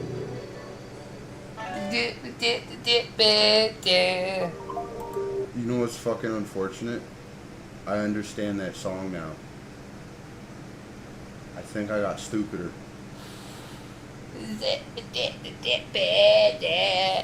Bro, I'm being for real. Like, if we play that song right now, I guarantee you'll understand the lyrics. Back in the day, nobody understood them fucking things. But now, for some reason, you got me ready to play this shit. Yo, tell the Russian homie, yo, we gonna play you something. You tell us if you know what he's saying. See if it translates. Bro, you know the song Young Thug, Lifestyle?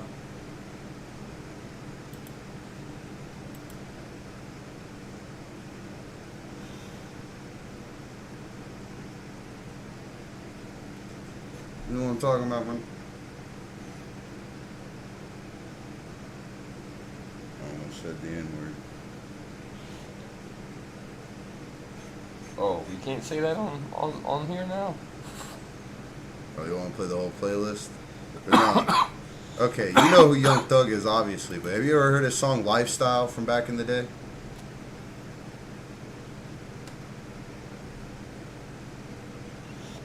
Trendsetter.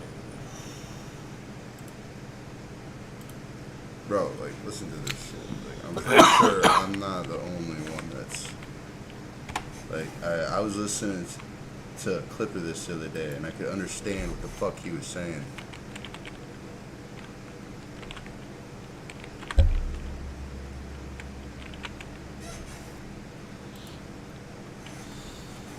Is this it? Yeah. God, I need speakers.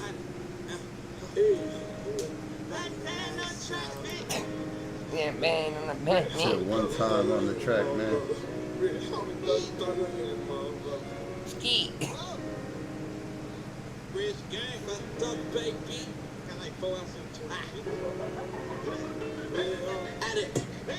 Did a lot of shit just to live this here lifestyle. Came straight from the bottom to the top of my lifestyle. But even without the lyrics and shit.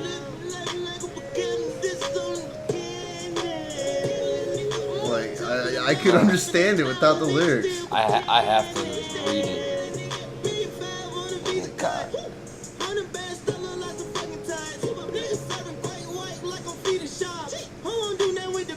Give me hot. Bro, like, when I was a kid, like, I never understood a lick of this. Like, some of these parts, yeah.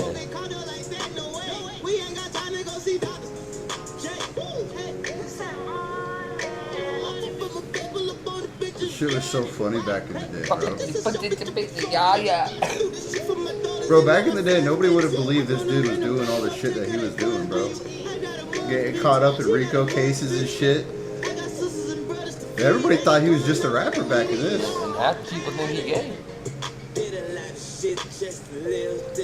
Really? Float a boat, dog. Yeah, I mean, He dresses in skirts and dresses. Isn't that kind of what make people talk about him, though? Like, but he say he put it on for the bloods, you feel me? Allegedly. I don't know. But I mean, you gotta think about it, bro. If you got people eyes on you, like, you gotta keep doing probably some unpredictable shit to keep the eyes on you, you know what I'm saying? You gotta keep that shit spicy, son.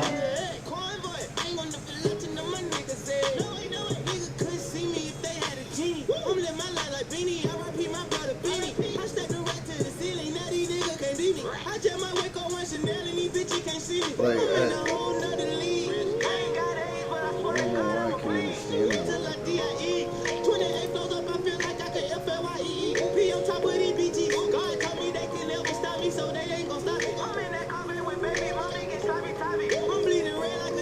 You know what? I know I can never rap. I can't talk fast. Oh, the homies playlist right out. Bingy Glock. I mean, we can rap like we doing this, not even rhyme. Well, I mean, they're speaking Russian. It sounds more fly, bro. It's about the delivery, son. If you ain't got delivery, you ain't got shit. I thought it said drinking could. Oh, there's another song about drinking codeine.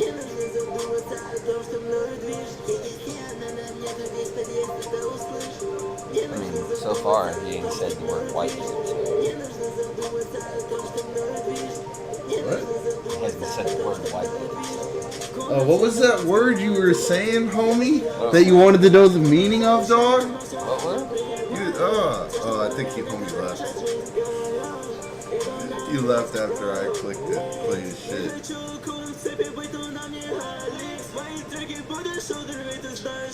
Oh man, I wanted to see what homie's definition of that word was.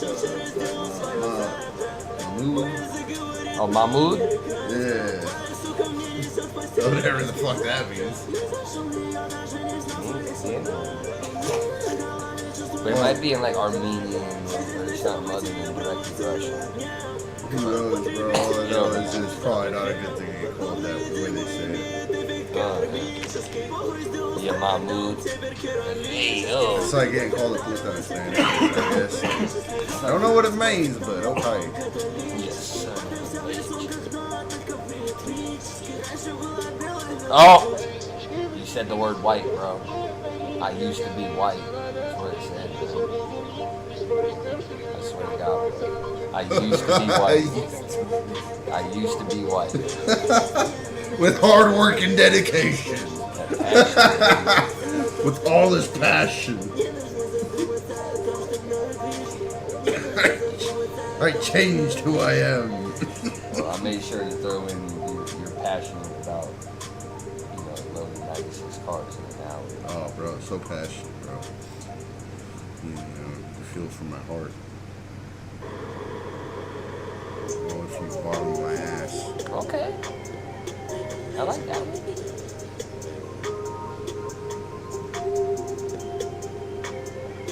Fender Glock. Это неправильно, я уверен, что каждому станет лучше. Я за себя давлю, и за себе, вместо души. Пригнали души, я пришел с тобой на ужин. Короче, есть лучше, это неправильно, я уверен, что каждому станет лучше. Я за себя давлю, и за себе, вместо души. Пригнали души, я пришел с тобой на ужин. Короче, есть лучше, давай ближе, где он нужен. Я кружу.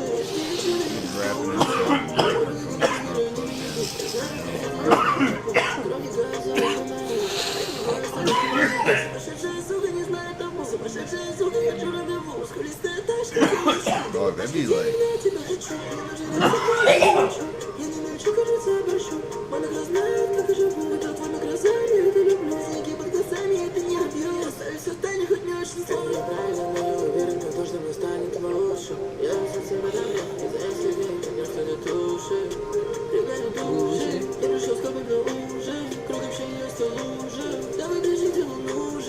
So it don't rhyme to us, but it rhymes to them because of how they speak.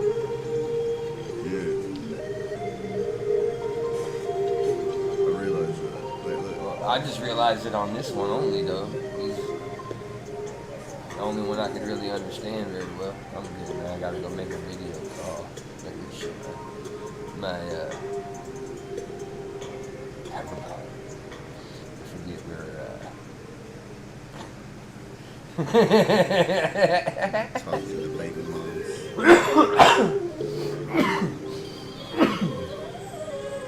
The mother of the baby. It's all good. I'm probably about to get off this. Homeboy ain't even on here anymore. it's like we don't speak Russian, bro. Alright, some of it is good. But it's like, you don't ask somebody to put it on, man. Some of it, it's like, yeah. Might want to hang around. Like, bro, like, I've had some people drop some hard-ass shit, bro. Like, just listening to it make you want to go, like, rob, beat somebody up. But then, like... So that stupid ass... This is more like driving, chilling in your car music, I guess. On the Radar radio, they do, like, freestyle shit. Makes it, yeah. There's that Indian rapper dude that made that Get It How You Live It, 10 toes in when he's standing on business. He got a song on that thing. You should fucking hear that shit, bro. Humankind, on the radio, on the Radar, my bad. And it's yep. This motherfucker. This one? Yeah. Like, you look at this dude and it's like, okay. He starts spitting bars, bro. Yes, yeah, I heard that one song.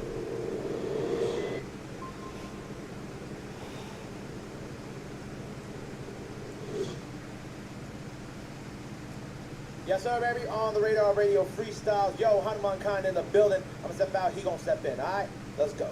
This that first class, third world, running up the digits, this that give money, plus your girl, how we handle business, this that real life, get it right, stay away from gimmicks, this that hometown hero, but we moving like the villains, this that top notch, keep it high, burning all the bridges, this that one way, get us tight, wait until we finish, this that main strong, way beyond anything that you witness, ooh, look at how we go get this.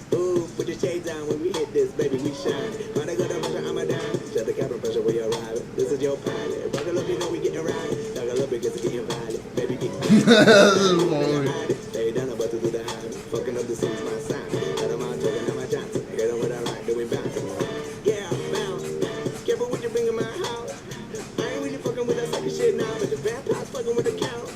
Dracula, going for the jugular. Man, they be trying to mirror my sound. They be trying to fuck 'em out, nigga, go big because can't nobody figure this out. No, they can't top that. Flyers from the top down, baby, we won't top that. We gotta talk now, watch me be your top that. We gotta stop now, tell me, can you top that? Baby, can you top that, huh? Like your business, when we in this, they gon' witness after testing. We get lit, man, shit is uncut, shit is good, shit is expensive. Get you fucked up on the blow at the senses, another line. Are you sure you with this? Got a fast sack on the way by the Christmas, got a wrapped up. So like that other song don't do this motherfucker justice. You know, his bitch spit shit like that. Like, what you mean though? Why don't you dropping bars like that? Not a protagonist, an activist against I love your idols. My dogs, the rules amongst all our robbers. We tell them all apart from the robbers. Got on my howler. Bitch, I'm on the hook, we pilot. Give them what they want, they want it. You ain't allowed it. The pack stay tight, stay grounded. But the pack gonna run in the clouds like boom.